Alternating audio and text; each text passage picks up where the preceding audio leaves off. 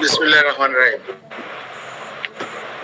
সম্মানিত ডক্টরস পয়েন্টের চেয়ারম্যান মহোদয় এবং আজকে যারা আমাদের একাডেমি অফ রিয়েল হোমিওপ্যাথির পক্ষ থেকে ম্যানেজমেন্ট বোর্ডের যারা উপস্থিত হয়েছেন, ডক্টরস পয়েন্টের যে সকল সম্মানিত ফিজিশিয়ান বৃন্দ এখানে উপস্থিত হয়েছেন এবং বিভিন্ন স্থান থেকে যারা অংশ নিয়েছেন, সকলকেই আমি শুভেচ্ছা জানিয়ে আমার আলোচনা শুরু করছি। আমার মনে হয় আমাকে একটু কো-হোস্ট করে দিলে অ্যাডমিন থেকে আমার পক্ষে প্রেজেন্টেশনটা উপস্থাপন করা সহজ হবে। আমি প্রথমে একটা কথা বলতে চাই, সেটি হচ্ছে যে অর্গানন অফ মেডিসিন আমাদের সংবিধান। সেই সংবিধানের রচয়িতা আমাদের স্যার হ্যানিম্যান, তিনি তার সেকেন্ড এডিশনের স্যার আমি একটু ইন্টারাপ্ট করি, আমার একটু ভুল হয়েছে, আমি এর জন্য ক্ষমা চেয়ে নিচ্ছি। সেটা হচ্ছে যে আমি একাডেমি অফ রিয়েল হোমিওপ্যাথির যে ম্যানেজিং বোর্ড আছে সেটা সম্পর্কে সকলকে পরিচয় করিয়েছি স্যার, কিন্তু পাশাপাশি আয়োজক অর্থাৎ আমাদের যে ডক্টরস পয়েন্ট এই ম্যানেজিং বোর্ডটা সম্পর্কে আমার খুব একটা ধারণা নেই। এই জন্য আমি একটু বিনীতভাবে অনুরোধ করছি মোল্লা মামুন ভাইকে, উনি যেন আমাদেরকে একটু ধারণা দেন যে ডক্টরস পয়েন্টের পক্ষ থেকে কারা কারা উপস্থিত আছেন, তাহলে স্যার আমাদের আলোচনাটা আরো বেশি সার্থক হবে। স্যার আমি দুঃখিত, এই জন্য আমি ক্ষমা চেয়ে নিচ্ছি। এবং আমাকে বোধহয় পোস্ট করা দরকার যদি আমাকে প্রেজেন্টেশন করতে হয়। আচ্ছা, বিষয়টি নিশ্চয়ই মোল্লা মামুন ভাই দেখবেন। স্যার আমাদের এখানে হোস্ট করার প্রয়োজন হবে না, প্রেজেন্টেশনের জন্য আমরা এমনিতেই আপনি সক্ষম হবেন ইনশাআল্লাহ। অ্যালাউ আছে না? Thank you. জি। আচ্ছা, আমি আমাদের ডক্টরস পয়েন্টের যারা এখানে উপস্থিত আছেন, স্থানীয় বা আমাদের সম্মানিত স্যার, তাদের পরিচয় দিচ্ছি। তো আমরা সর্বপ্রথম যদি বলি, doctor Nasir Uddin, chairman doctors point, উনি উপস্থিত আছেন। এরপরে উপস্থিত আছেন ডাক্তার দেওয়ার হোসেন, উনি হচ্ছে চট্টগ্রাম বিভাগের সভাপতি। উপস্থিত আছেন ডাক্তার জি.সি. রয়, উনি আমাদের ডক্টরস পয়েন্টের অ্যানাটমি ফিজিওলজি বিভাগের টিচার। উপস্থিত আছেন ডাক্তার আলামিন মৃধা, উনি হচ্ছে সহসভাপতি হোমিওপ্যাথিক ডক্টরস পয়েন্ট। এরপরে উপস্থিত আছেন ডক্টর প্রফেসর কামরুজ্জামান স্যার, উনি আমাদের ফরিদপুর বিভাগীয় সভাপতি ফরিদপুর জেলা সভাপতি। আরো এখানে উপস্থিত থাকবেন ডাক্তার শহীদুল্লাহ ইসলাম, উনি হচ্ছে বাংলাদেশ হোমিওপ্যাথিক মেডিকেল কলেজের সম্মানিত শিক্ষক। আরো অনেকেই উপস্থিত আছেন। তো আমরা সেশন শুরু করার জন্য অনুরোধ জানাচ্ছি। আমরা পরবর্তীতে যদি আরো প্রয়োজন হয় আমরা তাদেরকে বিস্তারিত জানাবো।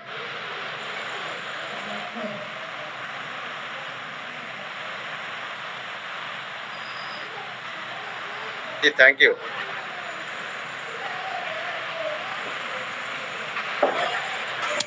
আমি যে কথা সূচনায় বলতে চাইছিলাম সেটি হচ্ছে যে অর্গানন অফ মেডিসিন হচ্ছে আমাদের হোমিওপ্যাথির সংবিধান।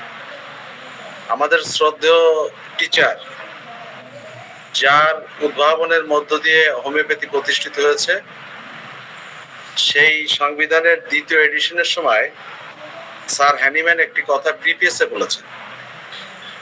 আমাদের শ্রদ্ধেয় হরিমোহন চৌধুরী স্যার সেটাকে এইভাবে অনুবাদ করেছেন যে চিকিৎসকেরা আমার ভাই, ব্যক্তিগতভাবে তাহাদের বিরুদ্ধে আমার কিছু বলিবার নাই, চিকিৎসা শিল্পই আমার আলোচ্য বিষয়।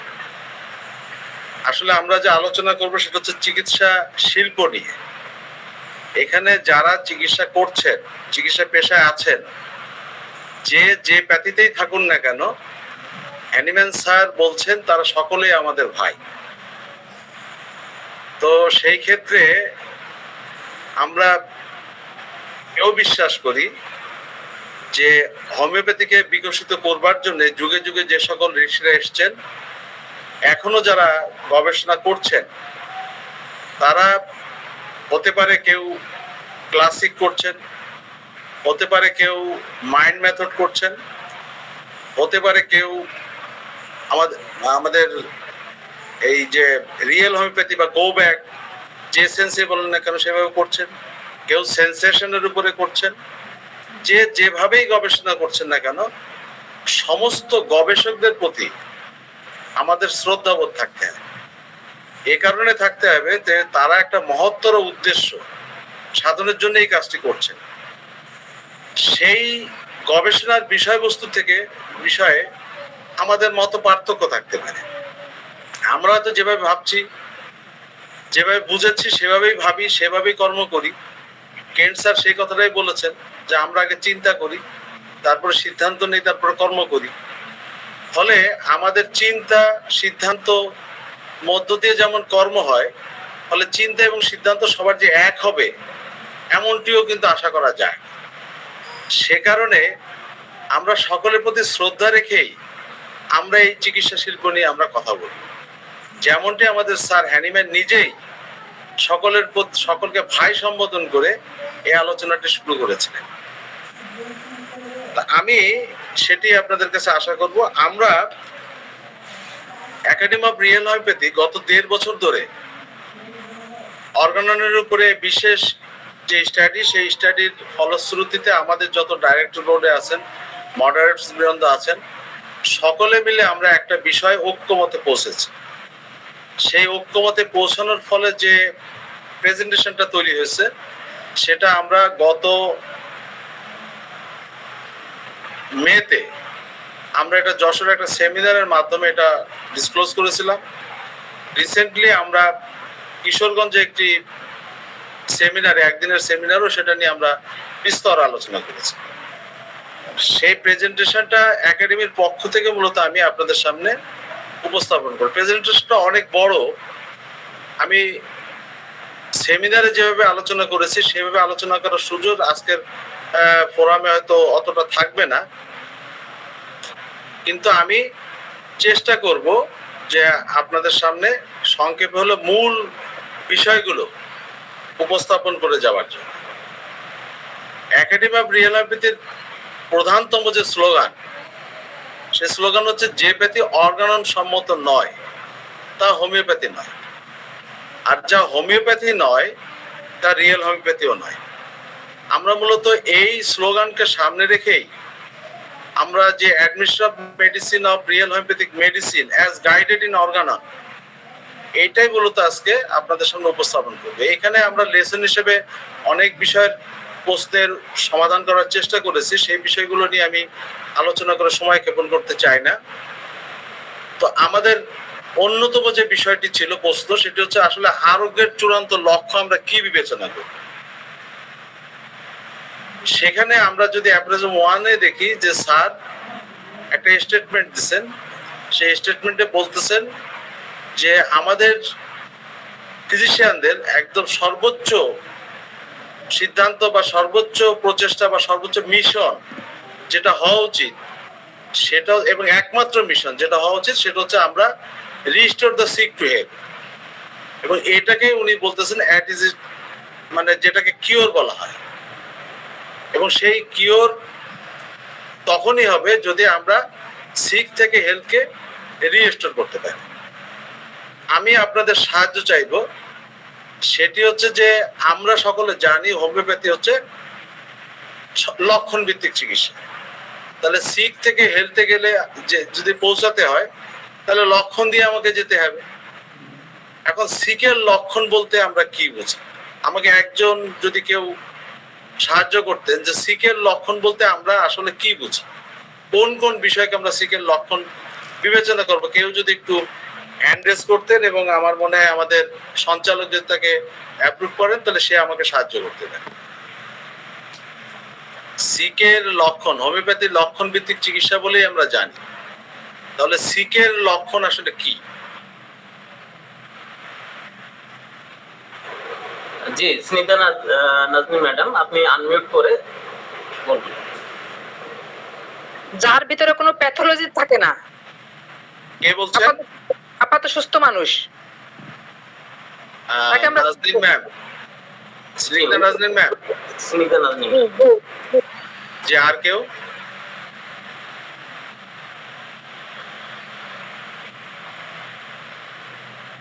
সিকের লক্ষণের ভিতরে প্যাথোলজি থাকে না বলে স্নিগ্ধা নাজনীন ম্যাম বলছেন। তাহলে সিকের মধ্যে কি থাকে? মানে নিশ্চয়ই তো আমাদের তো যেহেতু হোমিওপ্যাথি লক্ষণ ভিত্তিক চিকিৎসা, সবাই আমরা তাই জানি। ডাক্তার সিকের লক্ষণটা কি? ডাক্তার লুৎফর রহমান স্যার একটা কমেন্ট করেছেন যে এই প্রশ্নের উত্তর ডক্টরস পয়েন্ট থেকে দিলে ভালো হবে, কেউ কি দিবেন?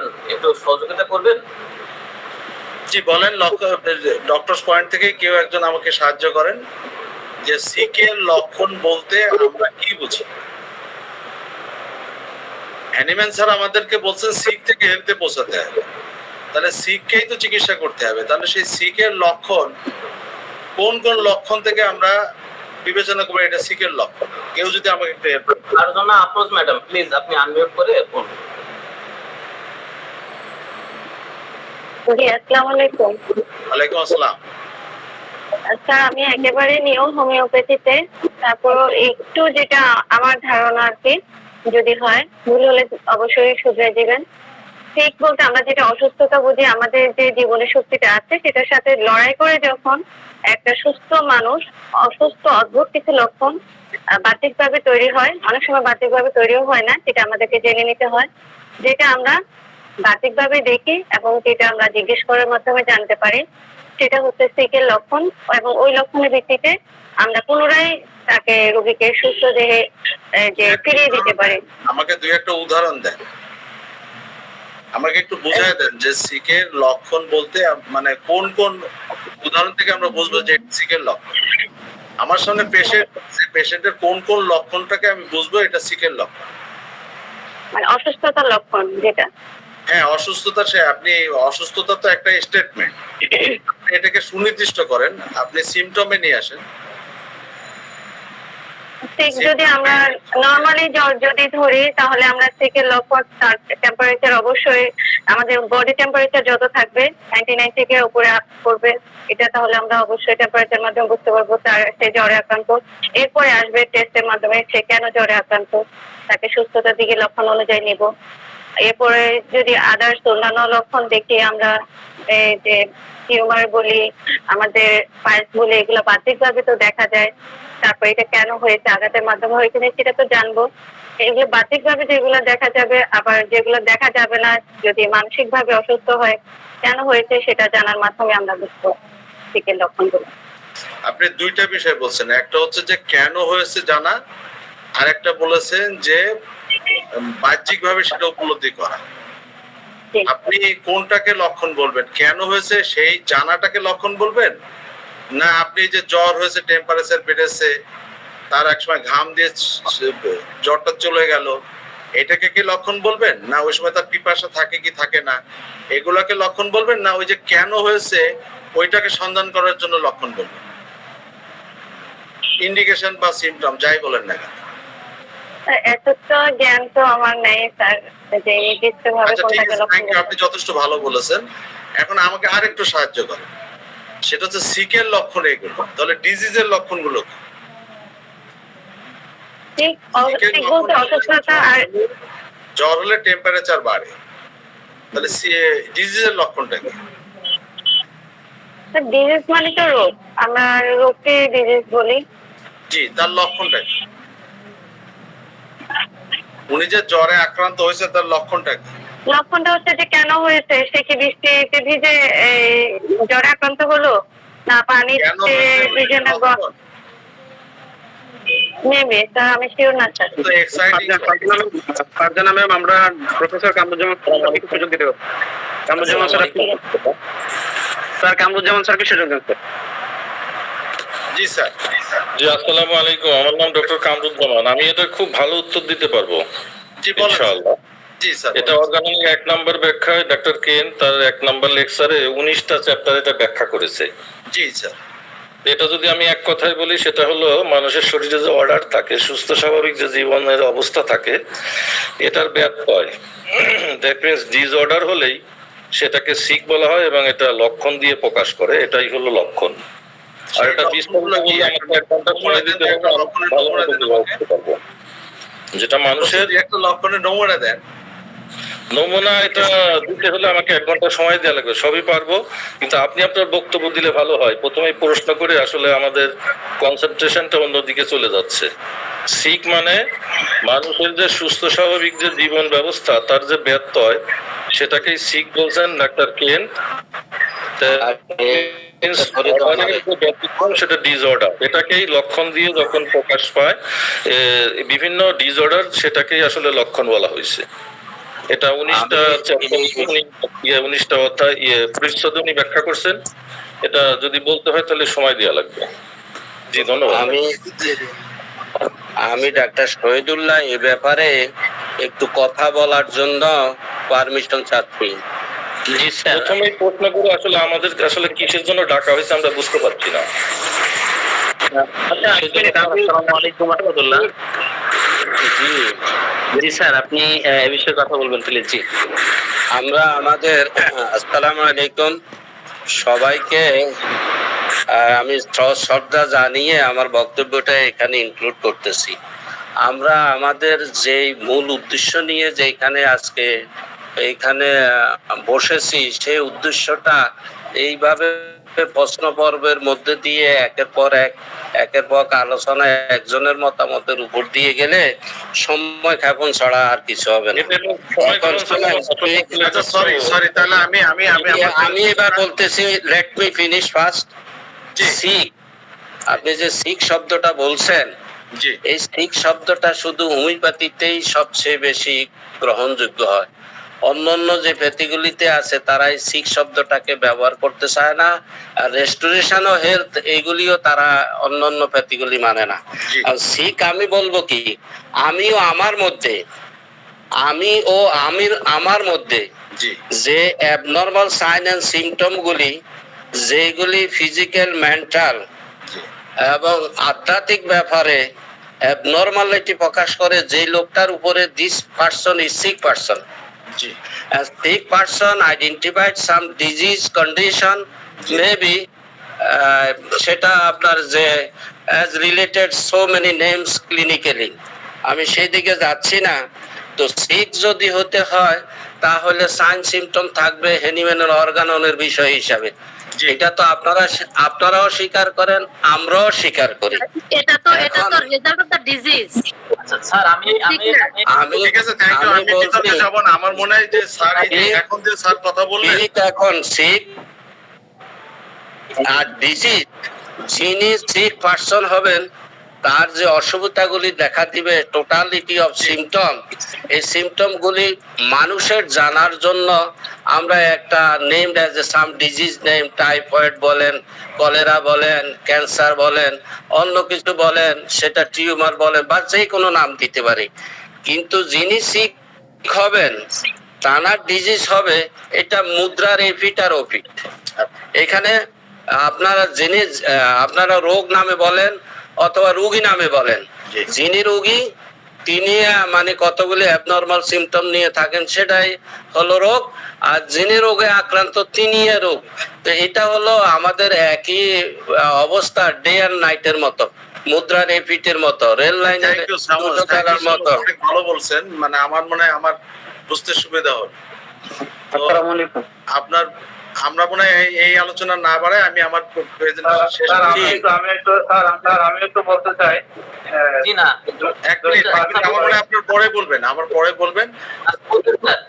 বলবেন। আমি এখন এটা একটু ক্লিয়ার করা উচিত। আমি আপনাকে একটু করতেছি, যেহেতু স্যার বলতে যে সিক টু হেলথ, তাহলে আমাদের তো আসলে সিকটা জানা দরকার। এই জন্য কাজী আজম স্যার এটা অবতারণা করেছে। আসলে সিক না করতে হবে, এই জন্য যারা অংশগ্রহণ করছে কেউ জানে কিনা এটা জানতে চেয়েছে আর কি। এটা স্যার তো না, সবাই জানেন না। আমি সবাই জানে, সরি আপনি যে বলছেন, আমি আপনাকে স্টপ করাচ্ছি, সবাই জানে। এখানে যারা হোমিওপ্যাথিক ফিজিশিয়ান আছেন প্রত্যেকে অত্যন্ত জ্ঞান গর্ব মন মানসিকতা নিয়ে তারা সিক জানেন, সবাই সিক জানেন। আমি সেটা বলছি না, আমি বলছি কি যে সিক টু হেলথ, এইখানে আমার মনে হয় যে সর্বশেষ যিনি কথা বলছিলেন উনি, আমি যেহেতু আসলে কারো চেহারা দেখতে পারতেছি না প্রেজেন্টেশন ওপেন করার কারণে, আমি যেন নামটা বলতে পারতেছি না, কিন্তু উনি যেটা বলেছেন, উনি ওনার আলোচনা অত্যন্ত গুরুত্বপূর্ণ আলোচনা করেছেন এবং যথার্থ কথা বলেছেন। আসলে মানুষের আপনার কথা আপনি বলেন, ঠিক বলছেন না বলছেন ওটা শোনার আপনার দরকার নাই, তো আপনি প্রেজেন্টেশন দেন। জি, এখন উনি দুইটা কন্ডিশনের কথা বলছেন। একটা কন্ডিশন হচ্ছে যে আপনার মেন্টাল স্টেটে একটা বিষয় থাকে, আর একটা হচ্ছে যে তার বিহেভিয়ারে থাকে, এবং আবার ফিজিক্যালি থাকে। এখন এই ফিজিক্যালি যেটা লক্ষণগুলো প্রকাশ পায় সেগুলা সিক না ডিজিজ, আর যেটা মেন্টালি যে তার আচার আচরণের ভিতরে প্রকাশ পায় সেইটা সিক না ডিজিজ। আমরা মূলত এই প্রশ্নের উত্তর যদি হয়ে যায় তাহলে আমরা মনে হয় সিক টু হেলথ বুঝতে খুব সহজ হবে আমাদের। তো যাই হোক, এখন আমরা যেটা জানি যে অ্যাপ্রেজম 9-এ স্যার স্পিরিচুয়াল অটোক্রেসি হিসেবে ভাইটাল ফোর্সের কথা বলেছে, এগুলো আপনারা সবাই জানেন, আমি এটা নিয়ে আলোচনা করে সময় ক্ষেপণ করতে চাই না। কিন্তু অ্যাপ্রেজম 9-এ দুইটা গুরুত্বপূর্ণ বিষয় আমাদের সামনে আসে। একটা বিষয় হচ্ছে যে এই অ্যাপ্রেজম 9-এর ভিতরে কিন্তু আসলে আমাদের সুস্থতার একটা শর্ত, দুইটা শর্ত আমরা কিন্তু এখানে পাই। একটা শর্ত হচ্ছে যে আপনার ভাইটাল ফোর্স স্পিরিচুয়ালি অটোক্রেসি হিসেবে সে ফাংশন করবে, সেই ফাংশনের মধ্য দিয়ে আমাদের সমস্ত যে অর্গানিজমের যে পার্টস অফ দ্য অর্গানিজম এগুলো হারমোনিয়াসলি চলবে, আমাদের সেন্সেশন এবং ফাংশন উভয় কিন্তু আপনার পজিটিভলি রান করবে। আর দ্বিতীয় শর্ত যেটা থাকে সেটা হচ্ছে যে আমাদের রিজন গিফটেড মাইন্ড তৈরি হবে, যে রিজন গিফটেড মাইন্ড দিয়ে আমরা জীবনের মহত্তর উদ্দেশ্য সাধনে আমরা আমাদেরকে নিয়োজিত রাখতে পারি। অ্যাপ্রোজম 11-ই কিন্তু আবার কি বলা হচ্ছে যে এই ভাইটাল ফোর্স তখন ডাইনামিক ইনফ্লুয়েন্সে আক্রান্ত হয়। কার দ্বারা আক্রান্ত হয়? সেটা হচ্ছে মরবিক এজেন্ট দ্বারা আক্রান্ত হয়, যেটাকে বলা হয়েছে আমাদের জীবন বিরোধী শক্তি। এই জীবন বিরোধী শক্তিটাকেই আসলে মূলত ডিজিজ ফোর্স হিসেবে আমাদের হ্যানিম্যান স্যার অ্যাপ্রোজম 11 এটা বলছে।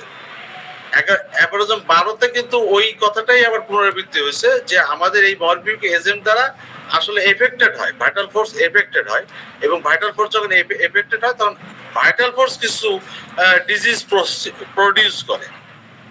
ভাইটাল ফোর্স কিছু ডিজিজ প্রডিউস করে। আপনারা যদি ইংরেজি ভার্সনে এগুলো অবশ্যই পড়ছেন, সেখানে দেখবেন যে ওখানে ডিজিজ প্রডিউস করে, অর্থাৎ ভাইটাল ফোর্স যে ডিজিজ যা প্রডিউস করে, লক্ষণ হিসেবে যা প্রডিউস করে সেটা কিন্তু ডিজিজ, সেইটা কিন্তু ডিজিজ। এখানে অ্যাপ্রোজম 12 যদি আমরা দেখি যে ভাইটাল ফোর্স মরবিক এজেন্ট দ্বারা আক্রান্ত হয়ে যা প্রডিউস করে সেই প্রডিউসটাই কিন্তু ডিজিজ। এখন প্রশ্ন হচ্ছে তাহলে এখানে কিন্তু একটা কথা আমাদের মাথায় রাখতে হবে, সেটা হচ্ছে যে স্যার অ্যানিম্যান উনি কিন্তু আবার বলছেন আমাদের হচ্ছে যে আপনার স্যার কেন্ট সেই উদ্ধৃতিটা দিচ্ছেন যে স্যার অ্যানিম্যান এক সময় বলছিলেন there are no disease but sick people, there are no disease but sick people. যদি ওই কথাটা যথার্থভাবে যদি আমরা গ্রহণ করতে চাই তাহলে কি আসে যে যেখানে কোনো ডিজিজ নাই কিন্তু তখনও মানুষগুলো সিক। আমি এই প্রশ্নের অবতারণাটা ঠিক এই কারণেই করার চেষ্টা করেছি যে প্রচলিত অর্থে মানুষ সিক এবং ডিজিজকে সিনোনিমাস মনে করেন, যেটা আমাদের এক স্যার বললেন এটা মুদ্রার এপিট আর ওপিট, কিন্তু মুদ্রার এপিট আর ওপিট মানে আলাদা। এপিট আর ওপিট এক জিনিস না, এটা আলাদা জিনিস। অর্থাৎ সিক একটা আলাদা জিনিস, ডিজিজ একটা আলাদা জিনিস। ভাইটাল ফোর্স মরবিকলি যে এফেক্টেড হওয়ার পরে যা প্রডিউস করে সেটা ডিজিজ। কে বলছেন? 12 নম্বর অ্যাপোরিজমে স্যার হ্যানিম্যান নিজে বলতেছেন। এবং সেখান থেকে আমরা যদি ধারণা করি তাহলে হচ্ছে যে আমাদের আসলে যেটা মানে প্রচেষ্টা, আমাদের যেটা কাজ অ্যাজ এ ফিজিশিয়ান, আমাদের যেটা কাজ সেটা হচ্ছে ডিজিজ ফোর্সের যে কবলে পড়ে সে যে ডিজিজকে প্রডিউস করতেছে সেটার থেকে মুক্ত করতে যদি পারি, আমরা ভাইটাল ফোর্সকে যদি মুক্ত করতে পারি তাহলে মূলত আমাদের কিন্তু আসলে আরোগ্যের সূচনা হবে বা আরোগ্যের সমাধান হবে। অন্তত 1 নম্বর অ্যাপোরিজমে যেটা বলা হয়েছে সেই কাজটা সম্পন্ন করা সম্ভব হবে। এখানে আমি আরেকটা কথা বলে রাখি যে শব্দগত কিছু বিষয় অত্যন্ত গুরুত্বপূর্ণ। এই শব্দগত বিষয় গুরুত্বপূর্ণ বলেই কিন্তু আমি প্রথমে এই সিক নিয়ে আসলে আমাদের ধারণাটা কি, আমরা এই ধারণাটার অবতারণা করেছিলাম। যদিও এই আলোচনার শুরুতে কিছু শৃঙ্খলার ব্যাঘাত ঘটেছে, তার জন্য আমি আন্তরিকভাবে দুঃখিত, কিন্তু এটা খুবই গুরুত্বপূর্ণ যে সিক এবং ডিজিজ হ্যানিম্যান স্যারের কথা অনুযায়ী এক জিনিস না। অর্থাৎ সিকের যা লক্ষণ ডিজিজের লক্ষণ সেটা হতে পারে না, আবার ডিজিজের যা লক্ষণ সেটা সিকের লক্ষণ বলে বিবেচিত হতে পারে না। অ্যাজ পার হোমিওপ্যাথি, যেটা আমাদের এক স্যার বলছেন যে হোমিওপ্যাথির দৃষ্টিভঙ্গি থেকে যদি বিবেচনা করা হয় সিক এবং ডিজিজ কখনো এক জিনিস না। এখানে আরো কিছু শব্দগত বিষয় রয়েছে যে কিওর শব্দটা বিভিন্ন সময় বিভিন্ন জায়গায় ব্যবহার হয়েছে, কখন কি অবস্থায় ব্যবহার হয়েছে সেটা কিন্তু বিবেচনা করা একটা জরুরি। ইন্ডিকেশন এবং সিমটম এই দুইটা শব্দ কিন্তু বিভিন্ন জায়গায় ব্যবহার হয়েছে। ইন্ডিকেশন এবং সিমটম এটাকে কিন্তু অনেকে আমাদের যারা অনুবাদক, যারা বাংলায় অনুবাদ করেছেন, ইন্ডিকেশনকেও তারা অনুবাদ করেছেন লক্ষণ এবং মানে সিমটমকেও অনুবাদ করেছেন লক্ষণ। এইখানে কিন্তু আরেক ধরনের একটা বিভ্রান্তি থাকতে পারে, সেখানে ইন্ডিকেশন এবং সিমটমের ভিতরে একটা পার্থক্য রাখা জরুরি। আরো একটা শব্দগত ঝামেলা রয়েছে, সেটা হচ্ছে যে আমরা ভাইটাল ফোর্স যেটাকে বলা হয় হোমিওপ্যাথির ভিত্তি, এই ভাইটাল ফোর্স যে আপনার 12 নম্বর অ্যাপোরিজমে বলা হচ্ছে, সরি 11 নম্বর অ্যাপোরিজমে ভাইটাল ফোর্সের কথা বলা হয়েছে, সেখানে আবার আরেকটা শব্দ ব্যবহার করা হয়েছে ভাইটাল প্রিন্সিপাল। এখানে দেখবেন যে আমাদের অনুবাদকেরা ভাইটাল ফোর্স কেও বলতেছে জীবনী শক্তি বা জৈব শক্তি, এবং ভাইটাল প্রিন্সিপাল কেও বলতেছেন জীবনী শক্তি বা জৈব শক্তি। কিন্তু এখানে যদি আমরা গ্রামেটিক ভাবে যদি দেখি, ভাইটাল ফোর্স হচ্ছে নাউন, আর ভাইটাল প্রিন্সিপাল হচ্ছে আপনার আমাদের হচ্ছে অ্যাডভার্ব, এখানে একটা ক্রিয়াগত বিশেষণ।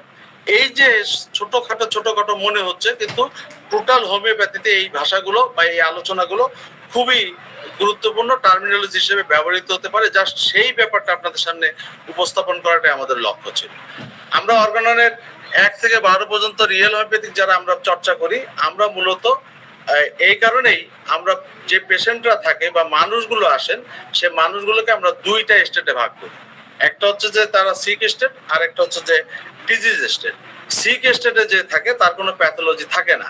কেন প্যাথোলজি থাকবে না কেন? সেটা হচ্ছে যে ওই হ্যানিম্যান স্যারের সেই statement, there are no disease but sick people, অর্থাৎ তার ডিজিজ নেই তাই সে সিক পিপল। আবার ওই সিক পিপলই ডিজিজ পিপলে রূপান্তরিত হয়, সেটা ধাপে ধাপে তার ব্যাপক আলোচনার মধ্যে দিয়ে সেটা তিনি উপস্থাপন করেছেন। তাহলে ডিজিজ পিপলে কি থাকে? ডিজিজ পিপল স্টেটে আমরা প্যাথোলজি পাই। এই প্যাথোলজিকে আবার দুই ভাবে ভাগ করা যায়, যেটা অর্গানিক প্যাথোলজি যেখানে কনসাসনেস থাকে, আর হচ্ছে ডাইনামিক প্যাথোলজি আর অর্গানিক প্যাথোলজি। এটা নিয়ে আমি আলোচনা করে সময় ক্ষেপণ করতে চাই না, কারণ এগুলা যারা ফিজিশিয়ান আছেন তারা সব জানেন। কিন্তু খুব গুরুত্বপূর্ণ যে আলোচনা সেটা হচ্ছে যে অ্যাপ্রোজম 3 থেকে অ্যানিম্যান স্যার ওই যে ইন্ডিকেশন শব্দটা বলছিলাম, ওখানে কিন্তু ইন্ডিকেশন শব্দটা এক জায়গায় উনি উল্লেখ করছেন, ওখানে কিন্তু সিমটম উল্লেখ করেন।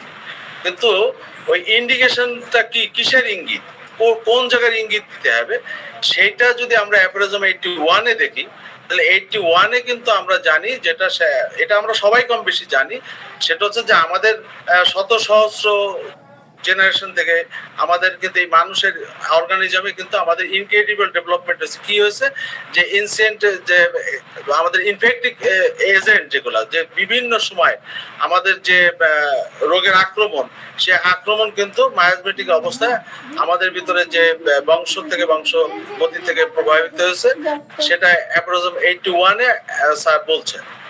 6-এ অ্যাপ্রোজম 6-এ এসে যেটা বলতেছেন, সেটা হচ্ছে কি যে আমরা এই যে লক্ষণ সমষ্টি, আমরা সবাই জানি যে হোমিওপ্যাথি লক্ষণের চিকিৎসা করে, সেই লক্ষণ সম্পর্কে আলোচনা করতে যে অ্যানিম্যান স্যার বলতেছেন যে অনেক বড় অ্যাপ্রোজম, আমি জাস্ট সংক্ষেপে আপনাদের সামনে উপস্থাপন করেছি যেটুকু, সেটা হচ্ছে যে আমরা লক্ষণ সমষ্টি কেন জানতে চাইবো এই কারণে, সেটা হচ্ছে যে change in the health of the body, অর্থাৎ আমাদের বডি কতটা পরিবর্তন হলো, এবং only deviation from the former healthy state, অর্থাৎ আগের যে স্টেট থেকে কতটা পরিবর্তন হয়েছে সেটা জানার জন্য, যে রিস্টোর, পুনঃস্থাপন, অর্থাৎ আগের ধারণাটা যদি থাকে তাহলে আমি পুনঃস্থাপন কতটুকু করতে পারবো, সেইটা বোঝার জন্য আমাদের 6-এ স্যার লক্ষণের গুরুত্বের কথাটা ওখানে বলেছে। আবার 7-এ বলতেছেন কি, যে আমরা যে মরবিড সিমটম যেটা দেখি, সেই মরবিড সিমটম থেকে কিন্তু যেটা বেশি গুরুত্বপূর্ণ, আমাদের যে এই মরবিড সিমটম থেকে আমাদের মূলত যেটা জানতে হবে, সেটা হতে হবে পসিবিলিটি অফ এ মায়াজম, অর্থাৎ লক্ষণ সমষ্টি আমরা নেওয়ার উদ্দেশ্য হচ্ছে যে মায়াজমে পৌঁছানোর জন্য। ওই কখন জ্বর হয়েছে, জ্বরে কখন তাপ হয়েছে, কখন তাপ সকালে হয়েছে না বিকেলে হয়েছে, এবং তাপের সময় পানি পিপাসা ছিল কি ছিল না, এগুলো হচ্ছে মরবিড সিমটম। কিন্তু এই মরবিড সিমটমের থেকে কিন্তু আমাদের লক্ষণ বিচারের কথা স্যার হ্যানিম্যান অ্যাপ্রোজম 7 অনুযায়ী বলছেন না। আমি যদি ভুল বুঝে থাকি আপনারা পরে অবশ্যই আমাকে সংশোধন করবেন, আমি সংশোধিত হব। সেটি হচ্ছে যে আমরা যেটা বুঝতেছি যে এইখানে লক্ষণ কে বোঝার কথা হ্যানিম্যান স্যার অ্যাপ্রোজম 7 থেকে এটুকুই বোঝাতে চাইছেন যে আসলে আমরা মায়াজমে কিভাবে পৌঁছাতে পারি, সেই জন্য আসলে আমাদের লক্ষণ জানা জরুরি। আবার অ্যাপোরিজম 31 এর যে ফুড নোটে বলতেছেন যে আমাদের যে ডিজিজ এইটা কিন্তু আসলে মেকানিক্যাল বিষয় না। উনি ডিজিজ শব্দটাও কিন্তু দেখেন, ওই যে বললাম শব্দগত অনেক ঝামেলা আছে। অর্গাননে ডিজিজ শব্দটা দুই অর্থ ব্যবহার আছে। আমি স্যার একটু ক্ষমা চেয়ে নিচ্ছি যে যেহেতু আজকে অনেক প্রশ্ন থাকবে স্যার, আলোচনাটা স্যার আপনি আর 5 থেকে 7 মিনিটের মধ্যে শেষ করলে ভালো হয়, কারণ হয়তো অনেকেই আছেন ওনারা প্রশ্ন করবেন আর কি। এটা আচ্ছা, thank you. জি স্যার, আমি সেভাবে শেষ করব।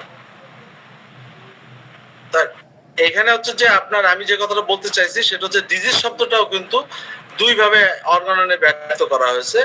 একটা হচ্ছে যে আপনার ডিজিজ যেটা হচ্ছে যে আমাদের এই যে মরবিডলি এফেক্টেড হওয়ার পরে যেটা প্রকাশ পাচ্ছে, প্রডিউস করতেছে, সেটাও ডিজিজ। আবার বলতেছেন অ্যানিম্যাল স্যার যে আমাদের যে স্পিরিচুয়াল ডাইনামিক ইনফ্লুয়েন্স যেটা হয় সেটাও ডিজিজ। এইটাকে কেন্ট স্যার দুই ভাগে ভাগ করেছেন সহজ করে বোঝার জন্য। একটাকে উনি বলছেন রেজাল্ট অফ ডিজিজ, যেটা আমাদের সিমটম আকারে প্রকাশ পাচ্ছে, আর ওর এই সিমটম আকারে প্রকাশের পিছনে যে মায়াজমেটিক অবস্থান সেটাকে তিনি ট্রু ডিজিজ হিসেবে তিনি উপস্থাপন করেছেন। আমার মনে হয় যে আপনারা একটু ধৈর্য হারা হচ্ছেন। আমি আমার আলোচনার স্বার্থেই এই বিষয়গুলো আলোচনা করার দরকার ছিল। যেমন 204-এ আপনারা যেহেতু রিয়েল হোমিওপ্যাথি নিয়ে শুনতে চান, বুঝতে চান, প্রশ্ন করবেন, সে কারণে এই আলোচনাগুলো আমার জানানো দরকার ছিল। যেমন আমরা রিয়েল হোমিওপ্যাথি আমরা 6 ট্রু ডিজিজের কথা বলি, আর হ্যানিম্যান স্যার 3টা মায়াজমের কথা বলছেন। আমরা যে 6 ট্রু ডিজিজের কথা বলি কোন সূত্র থেকে এটা বলি, আমাদের এটার উৎসটা কি? এটার উৎস যদি জানতে হয় তাহলে আমাদের অ্যাপোরিজম 204 আমাদের জানতে হয়। সেখানে কিন্তু স্যার হ্যানিম্যান পরিষ্কারভাবে 6টা উৎসের কথা বলেছেন যেখান থেকে আমাদের ক্রনিক ডিজিজ হতে পারে, ক্রনিক ইনফেকশন হতে পারে। সেখানে এক নম্বরে যেটা বলছেন যে আপনার যে persistent unhealthy mode of living, তারপরে নানা রকম মেডিসিনাল যে ম্যালাইডাস, এটা যেটাকে বলে মেডিসিনাল ট্রমা, তারপরে সিপিলিস, সাইকোসিস, তিনি সোরার কথা বলেছেন, এবং এও বলেছেন যে এদের মধ্যে সোরা হচ্ছে অগ্রগণ্য। আবার এও বলেছেন যে এরা সবাই মিলে আবার অনেক নামের রোগ তিনি আমাদের সামনে প্রকাশ পায়। অর্থাৎ এই অ্যাপোরিজম 204-এ যদি আসি তাহলে আমরা কিন্তু আসলে 6টা ক্রনিক ইনফেকশনের উৎস পাই। এবং এইটা কিন্তু ওই যে আনহেলদি মোড অফ লিভিং, মানে কিছুদিন যে মানে অস্বাস্থ্যকর পরিবেশে থাকার কারণে যেটা হয়েছে সেটাকে কিন্তু উনি এখানে আনেননি। উনি বলতেছেন যে হান্ড্রেডস অ্যান্ড থাউজেন্ড অফ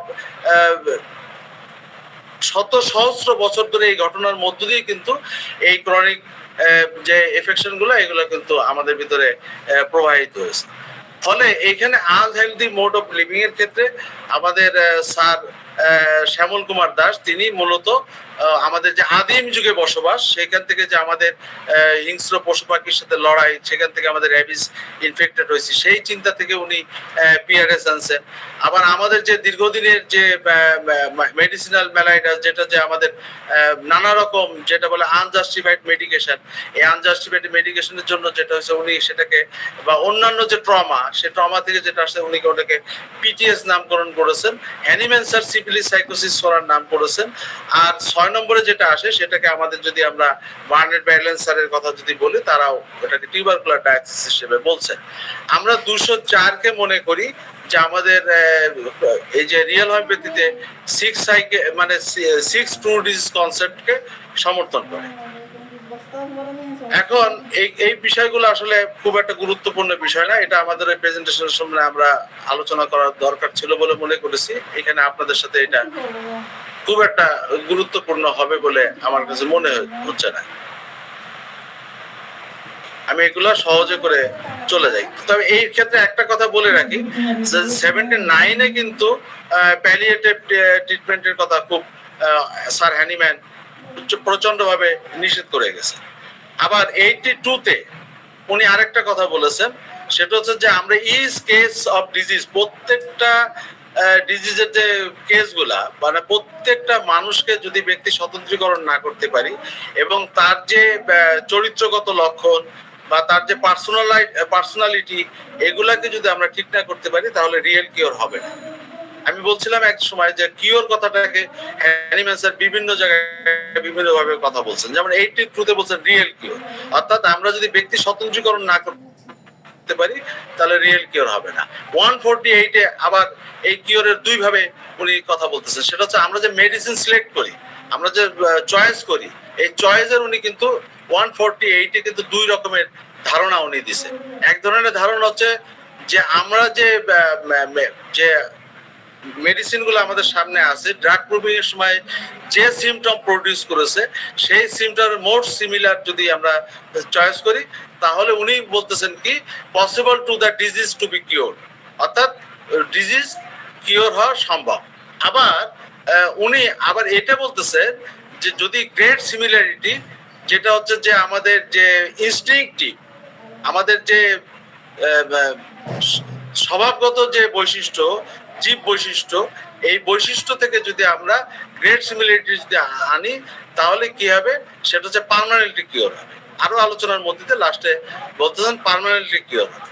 অর্থাৎ কিওর একটা কথা বলতেছেন যেটা, সেটা হচ্ছে যে আমরা যে ড্রাগ প্রুভিং এর মাধ্যমে যে সিমটম আসে সেই সিমটম দিয়ে যদি আমরা মোর সিমিলার মেডিসিন দিই অবশ্যই কিওর হবে, কিন্তু পার্মানেন্টলি কিওর হতে গেলে তার ইনস্টিংক্টিভকে বিবেচনা করে আমাদের ওষুধ গ্রেট সিমিলারিটি ঠিক করতে হবে। আমরা বিবেচনা করি একাডেমি অফ রিয়েল হোমিওপ্যাথি থেকে এই ইনস্টিংক্টিভ কথাটাকেই হ্যানিম্যান স্যার মূলত জেনেটিক্সকে ইঙ্গিত করেছে। ফলে জেনেটিক্স থেকে যদি আমরা আমাদের মূল ওষুধ যদি নির্বাচন করতে পারি, চয়েস করতে পারি, তাহলে আসলে আমরা পার্মানেন্টলি কিওর হবে। কিন্তু আমরা যদি এই যে আমাদের যে প্রডিউস সিমটম যেটাকে বলা হয়েছে, অর্থাৎ আমাদের ড্রাগ প্রুভিং এর মাধ্যমে যেটা হয়েছে সেটাও কিওর হবে, কিন্তু সেটা পার্মানেন্টলি কিওর হবে না। এই কথার মধ্য দিয়ে যেটা এসে যায় সেটা হচ্ছে যে হোমিওপ্যাথি আসলে দুই ভাবে করা সম্ভব। একটা হচ্ছে যে আমরা শুধু কিওরের আশায় আমরা যে প্রডিউস সিমটম, অর্থাৎ আমাদের ড্রাগ প্রুভিং এর যে সিমটম, সেই সিমটমের মোর সিমিলার মেডিসিন নিয়ে করা, অথবা আমাদের যে ইনস্টিংক্টিভ অর্থাৎ জেনেটিক্সকে বিবেচনা করে আমরা যদি গ্রেট সিমিলারিটি যদি ঠিক করতে পারি তাহলে পার্মানেন্টলি কিওর হবে। এবং অবভিয়াসলি আমরা সবসময় চাই একাডেমি অফ রিয়েল হোমিওপ্যাথি থেকে যে আমরা মানুষকে আমাদের যারা স্বাস্থ্য সেবার জন্য আমাদের প্রার্থী হন তারা আমরা যাতে তাদেরকে পার্মানেন্টলি কিওর করতে পারি, তার জন্য মূলত আমরা এই জেনেটিক্সকে বেশি গুরুত্ব দিই থাকি। অ্যাপোরিজম 80 ফুটনোট যেটাকে আমরা সাধারণত ফুটনোট 77 বলে জানি, এই ফুটনোট 77-এ কিন্তু অনেকটা সময় চলে গেছে স্যার, আপনি জাস্ট 10টা বিট শেষ করেন স্যার। আর জি স্যার অনেকটা সময় পার হয়ে গেছে স্যার, আপনি চেষ্টা করুন স্যার 10টা 20-এ শেষ করে, কারণ সবাই প্রশ্ন নিয়ে অপেক্ষা করছে। আমি এই কথাটা বলেই শেষ করব, আমি সেই জায়গায় চলে আসছি। সেটা হচ্ছে যে ফুটনোট 77-এ অ্যানিম্যাল স্যার দুইটা কথা বলতেছেন। আমি একটা এই প্রসঙ্গে বলে রাখি, ফুটনোট 77 কিন্তু শুধুমাত্র 6th এডিশনে সংযুক্ত হয়েছে, 5th এডিশন পর্যন্ত কিন্তু এই ফুটনোট 77 ছিল না, এই ভার্সনটা ছিল না। সেখানে হ্যানিম্যান স্যার বলছেন বিফোর নলেজ, অর্থাৎ 5th এডিশন পর্যন্ত হচ্ছে বিফোর নলেজ।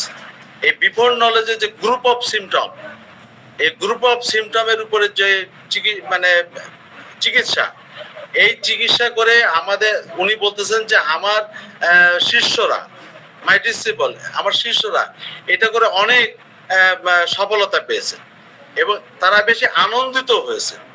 এই কারণে আনন্দিত হয়েছে যে তাদের ট্রেজারিতে অনেকগুলো ওষুধ হয়েছে। কিন্তু রিসেন্টলি ডিসকভার্ড, অর্থাৎ 6th এডিশনে যেটা ডিসকভার্ড হলো, সেখানে বলতেছেন যে আমাদের more suitable for the miasm, এই more suitable for the miasm যদি আমরা বিবেচনা করে যদি ওষুধ নির্বাচন করি তাহলে স্পেসিফিক রেমেডি পাওয়া সম্ভব এবং সেই স্পেসিফিক রেমেডি দিয়ে কিন্তু পারফেক্ট কিওর করা সম্ভব। আমরা মূলত সেই কারণেই অনেকে বলে থাকেন ওষুধ কেন 8টা, আমাদের তো এতগুলো ওষুধ, সেখানে ওষুধ কেন 8টা?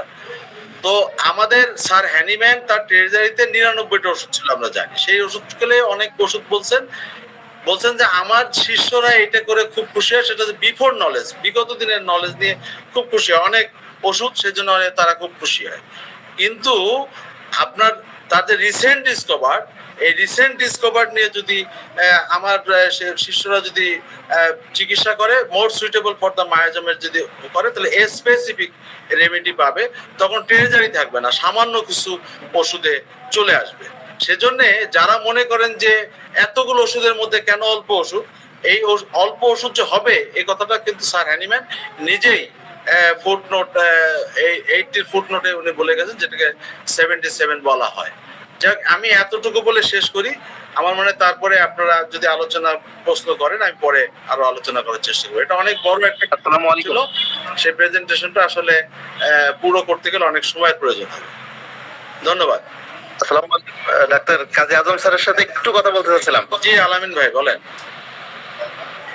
জি, সেটা হচ্ছে যে ওই যে আপনি প্রথমে যে কোশ্চেনটা আমাদের দিছিলেন সেটা হচ্ছে সিক। জি এক কথায় যদি আমরা বলি সিকের বিষয়, তাহলে এটা হচ্ছে একটা মেন্টাল ডিসঅর্ডার, যার কারণে মানুষ চিকিৎসা নিতে আসতে চায় না। যেমন মনে করেন একজনের অতিরিক্ত রাগ, রাগের জন্য সে অনেক কিছু করে ফেলতেছে, কিন্তু সে নিজে নিজেই কখনো চাচ্ছে না যে এটা যেন চিকিৎসা হতে চায়। This is sick man.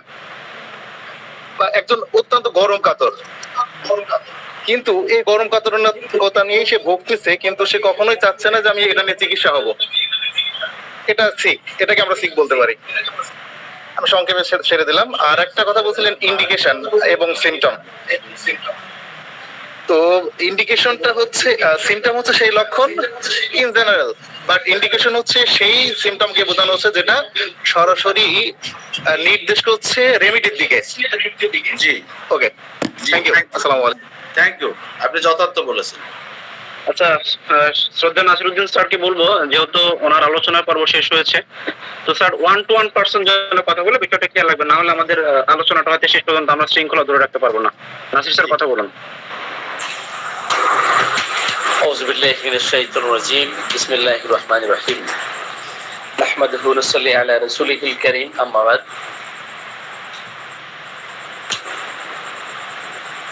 আল্লাহ রাব্বুল আলামিনের অশেষ মেহেরবানিতে হোমিওপ্যাথিক ডক্টরস পয়েন্ট কর্তৃক আয়োজিত আজকের যে আলোচ্য বিষয় ছিল concept of real homeopathy and organ of medicine, এ বিষয়ে আলোচনা করার জন্য আমাদের সম্মানিত অতিথি ডাক্তার কাজী আজম স্যার অল্প সময়ে হোমিওপ্যাথিক অর্গান মেডিসিন থেকে কিছু ব্যাখ্যা বিশ্লেষণ করার চেষ্টা করেছেন। তো আজকে যারা এখানে উপস্থিত হয়েছি সকলকে হোমিওপ্যাথি ডক্টরস পয়েন্টের পক্ষ থেকে আমরা রাতের শুভেচ্ছা জানাচ্ছি এবং সেই সাথে হৃদয়ের গভীর থেকে সালাম জানাচ্ছি। আসসালামু আলাইকুম ওয়া রাহমাতুল্লাহ। আপনারা সকলে কেমন আছেন? আলহামদুলিল্লাহ। জি, দীর্ঘদিন ধরে যে সমস্ত রিয়াল হোমিওপ্যাথিক প্র্যাকটিস করেন অথবা go back theory, mind method, আমরা অনেকগুলো মেথড ইতিপূর্বে শুনেছি, জেনেছি, কিন্তু প্র্যাকটিক্যালি আসলে এইভাবে কোনো সেমিনার, সিম্পোজিয়াম অনলাইন বা অফলাইনে এইভাবে আলোচনা শোনার সুযোগ হয় নাই। তো আমারও কিউরিওসিটি ছিল যে আমরা আসলে ওনারা যে প্র্যাকটিস করেন, তো কিভাবে প্র্যাকটিস করেন, কিভাবে 8টা মেডিসিনের মধ্যে সীমাবদ্ধ থেকে এই ফিক্সড আইডিয়া নিয়ে কিভাবে চিকিৎসা দেন এবং গভীর ক্রিয়াশীল যে সমস্ত মেডিসিন আছে সেই সমস্ত মেডিসিনগুলো স্থূল মাত্রায় একের পর এক এইভাবে দিতে থাকেন, তো সেটা মুমূর্ষু অবস্থায় হলেও তো এই বিষয়ে আমরা কিন্তু কনফিউজ ছিলাম। তো সেই জায়গা থেকে আমাদের কোশ্চেন ছিল যে আমরা যারা রিয়াল হোমিওপ্যাথিক বলে থাকি বা গো ব্যাক থিওরি বলে থাকি, মাইন্ড মেথড বলে থাকি, যে 8টা মেডিসিন, তো এই 8টা মেডিসিনের মধ্যে আসলে সীমাবদ্ধ থাকার কোনো সুযোগ আছে কিনা, অর্গানন এটা সাপোর্ট করে কিনা। অপরদিকে আমরা আরো কোশ্চেন নিয়ে আসবো। আমাদের অনেক ক্লাসিক্যাল চিকিৎসকবৃন্দ, আমার শ্রদ্ধেয় টিচার শহীদুল্লাহ স্যার এখানে যুক্ত আছেন। তো সেই দিক থেকে যে 8টা মেডিসিন এবং ঘন ঘন উচ্চ শক্তির ওষুধ প্রয়োগ করা, এটা পৃথিবীতে যে সমস্ত প্রথিতযশা ডক্টর আছেন দু একজন এই ধরনের প্র্যাকটিস করেছেন কিনা এবং অর্গাননের সাথে এটা সাংঘর্ষিক কিনা সে বিষয়ে আমরা একটু প্রশ্ন আকারে রাখতে চাই।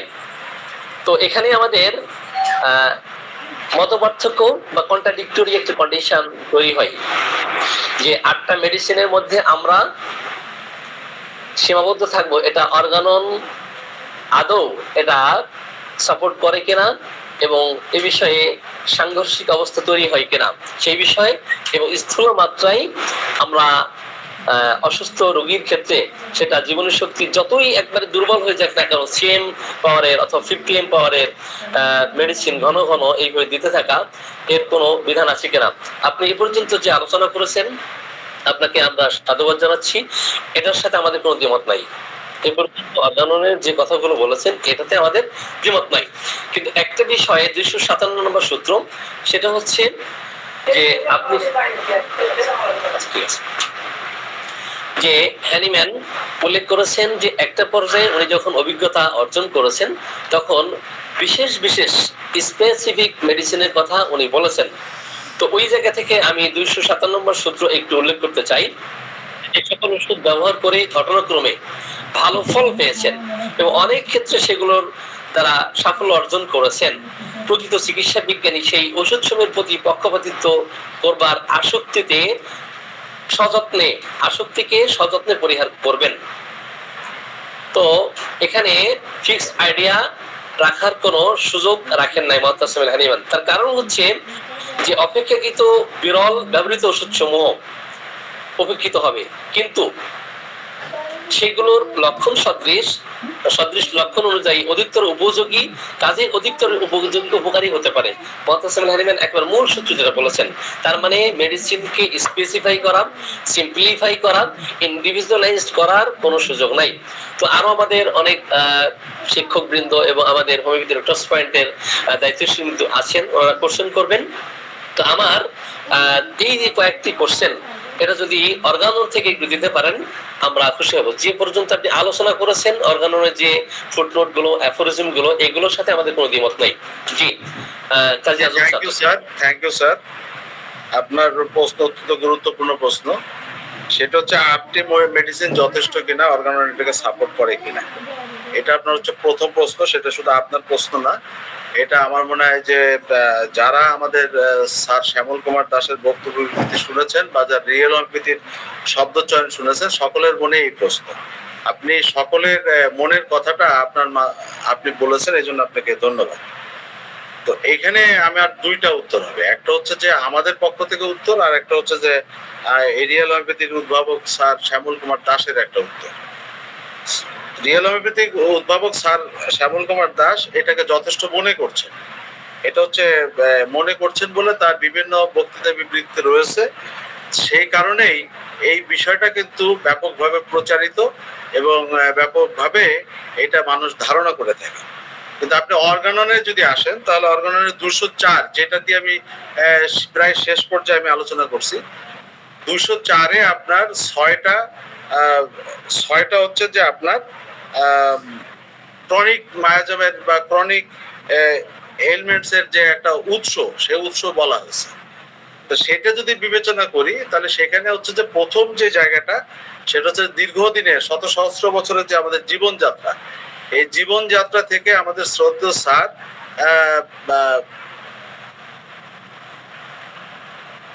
কে মেসেজ দিলেন, যাক আপনি একজন বোধহয় একটা মন্তব্য করছেন, আমি ঠিক মন্তব্যটা দেখতে পারলাম না। যাক আমি আপনার প্রশ্নের উত্তরটা দেই। সেখানে আপনার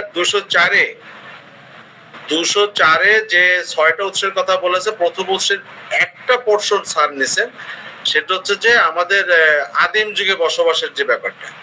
কিন্তু আদিম যুগের বসবাস ছাড়াও কিন্তু আমাদের জীবনযাত্রায় অনেকভাবে এপিজেনেটিক চেঞ্জ হতে পারে। র্যাবিস ভাইরাস আমাদের ভিতরে প্রবেশ হয়ে আমাদেরকে এপিজেনেটিক চেঞ্জ করছে, যেটা ডেভিডসন এর গবেষণায় প্রমাণিত হয়েছে। তো এছাড়াও কিন্তু আমরা এপিজেনেটিক অনেকভাবেই প্রকৃতির বিরূপ পরিবেশে থেকে আমাদের কিন্তু এপিজেনেটিক চেঞ্জ হতে পারে। ফলে আমাদের ক্রনিক ওই একটা কথার মধ্যে আরো অনেক রকম কিন্তু জেনেটিক ভেরিয়েশন থাকতে পারে। স্যার একটা ভেরিয়েশন নিছেন, সেটা হচ্ছে যে পিআরএস। তার মানে এই না যে স্যার কিন্তু সমস্ত এলিমেন্টস এর উৎসকে তিনি সন্ধান করে ফেলেছেন। বা এই 6টা ট্রু ডিজিজের মধ্যে সবকিছু সীমাবদ্ধ হয়ে গেছে। 6টা ট্রু ডিজিজের মধ্যে যে বিষয়গুলো আছে সেই বিষয়গুলোর জন্য 8টা মেডিসিন যথেষ্ট অগ্রগতি ঘটাতে সক্ষম। যদি আপনারা প্র্যাকটিস করেন সেটা দেখবেন। কিন্তু যে বিষয়টা এখনো পর্যন্ত উদ্ভাবিত হয় নাই সেই ব্যাপারে হ্যানিম্যান স্যার কি বলতেছেন? সেই ব্যাপারে হ্যানিম্যান স্যার বলতেছেন যে তুমি যেখানে অক্ষম সেখানে প্রকৃতি থেকেই তোমাকে রেমেডি খুঁজতে হবে। যেহেতু প্রকৃতির কারণেই আমাদের এপিজেনেটিক চেঞ্জ হয়েছে, অর্থাৎ প্রকৃতির যে উৎস থেকে আমাদের এপিজেনেটিক চেঞ্জ হয়েছে সেই উৎসটাই হচ্ছে আমাদের স্বদেশ মেডিসিন। এটা আমাদেরকে খুঁজে বের করতে হবে। তাই অ্যানিম্যাল স্যারের বাক্সে 99টা মেডিসিন ছিল। এরপরে খুঁজতে খুঁজতে কিন্তু আজকে আমাদের হোমিওপ্যাথিক যারা সাধক মানুষরা রয়েছেন তারা কিন্তু অনেক মেডিসিন আবিষ্কার করেছে। ফলে এই 8টা মেডিসিনের বাইরে আর কোনো মেডিসিন প্রয়োজন হবে না। এটা অর্গাননের ক্ষেত্রে যদি বিবেচনা করা হয় তাহলে 100% সঠিক না। কেন সঠিক না? কেননা আমাদের গবেষণায় এটাই তো 100% এখনো পৌঁছতে পারেনি। আমরা মাত্র একটা উৎস পাইছি বহুদিনের জীবনযাত্রা থেকে, সেটা হচ্ছে পিআরএস। সেই পিআরএস এর ধরেন আমরা পাইলাম, কিন্তু আর বাকি এপিজেনেটিক চেঞ্জ তো আমরা পাইনি। ফলে সেটার জন্য আমাদের প্রকৃতিতে যেতে হবে। সে প্রকৃতির রেমেডি যেগুলো আমাদের কাছে আবিষ্কৃত হয়েছে বা প্রয়োজনে যদি আরো মেডিসিন যদি আবিষ্কার প্রয়োজন হতে হয় তার জন্য আমাদের কিন্তু হোমিওপ্যাথদেরকে সচেষ্ট থাকতে হবে। সেই কারণে আমাদের একাডেমি অফ রিয়েল হোমিওপ্যাথি আমরা স্যারের এই কথার সাথে আমরা একমত হতে পারি না। সেটা হচ্ছে যে এইটাই যথেষ্ট। এর বাইরেও আপনার তার যে গবেষণার যে 6টা ট্যুরিজের জন্য এটা যথেষ্ট হতে পারে, কিন্তু আননোন যে জেনেটিক ভেরিয়েশন রয়ে গেছে তার জন্য এটা যথেষ্ট হতে পারে না। এটা হচ্ছে প্রথম স্যারের উত্তর। দ্বিতীয় উত্তর হচ্ছে যে উচ্চ শক্তি প্রয়োগের যে ব্যাপারে উনি যে 257 যে বলছেন, 257 করতে কিন্তু বলা হয়েছে ঘটনাক্রমে ভালো ফল পাইয়াছে। ঘটনাক্রমে ভালো ফল পাইয়াছে।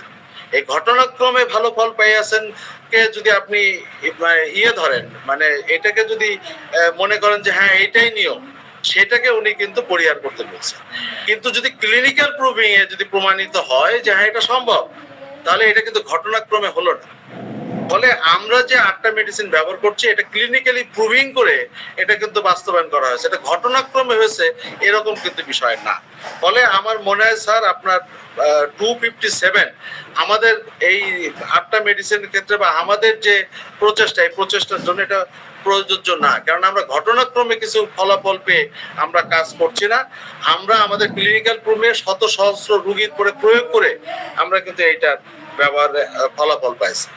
আর যেটা আপনি বলছেন যে উচ্চ শক্তি প্রয়োগের সমস্যা এবং যে স্থূল মাত্রা, রিয়েল হোমিওপ্যাথি কেউ স্থূল মাত্রা প্রয়োগ করেন না, সবাই সূক্ষ্ম মাত্রা প্রয়োগ করেন। এটা যদি কেউ কারো কোনো জায়গাতে যদি ইনফরমেশন এসে থাকে হয়তো আপনার কাছে সেটা মিস ইনফরমেশন আসছে। আর উচ্চ শক্তি প্রয়োগের যে সমস্যা আপনি যেটা বলছেন সেই ক্ষেত্রে স্যার শ্যামল কুমার দাস তিনি ইচ অ্যান্ড এভরি বডি তিনি সিএম দিয়ে বা each and every medicine CM দিয়ে শুরু করেন। এই বিষয়টা কিন্তু স্যার হ্যানিম্যানের 276 কোনো রকমই কিন্তু অ্যালাউ করে না। স্যার হ্যানিম্যানের 276 কোনো রকমই এটা অ্যালাউ করে না। বরঞ্চ হ্যানিম্যান স্যার এই সমস্যা থেকে সমাধানের জন্য তিনি কিন্তু ফুটনোট 34-এ তিনি বলে গেছেন যে অন্তত 1-2 সপ্তাহ নিম্নক্রম দিয়ে আমাদেরকে শুরু করতে হবে, এবং যদি মানুষটার ইনক্রেডিবল ডিগ্রি অফ যে রিয়েজেন্ট এটা যদি আপনার হাই থাকে তাহলে তাকে ধীরে ধীরে আগাতে বলছেন, এবং যদি লো থাকে তাহলে আপনি দ্রুত গতিতে আগাতে পারবেন। ফলে আপনার যে এই যে বক্তব্যটা, এই বক্তব্যটা আমরা যথার্থ মনে করি। সেটি হচ্ছে যে যত্রতত্র যে ইচ অ্যান্ড এভরিবডি সিএম এটা কখনোই অ্যাপ্লিকেবল হতে পারে না, এবং এটা অর্গাননের সপক্ষে যায় না। এ কারণে আমরা একাডেমি অফ রিয়েল হোমিওপ্যাথি আমরা স্যারের এই নীতিটাকে গ্রহণ করি নাই, আমরা বিনয়ের সাথে সেটাকে প্রত্যাখ্যান করেছি।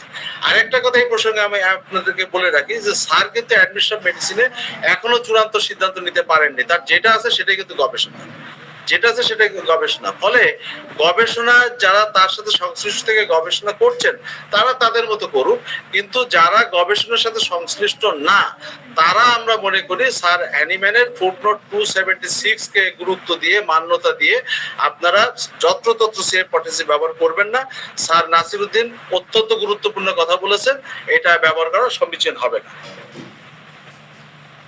ধন্যবাদ স্যার।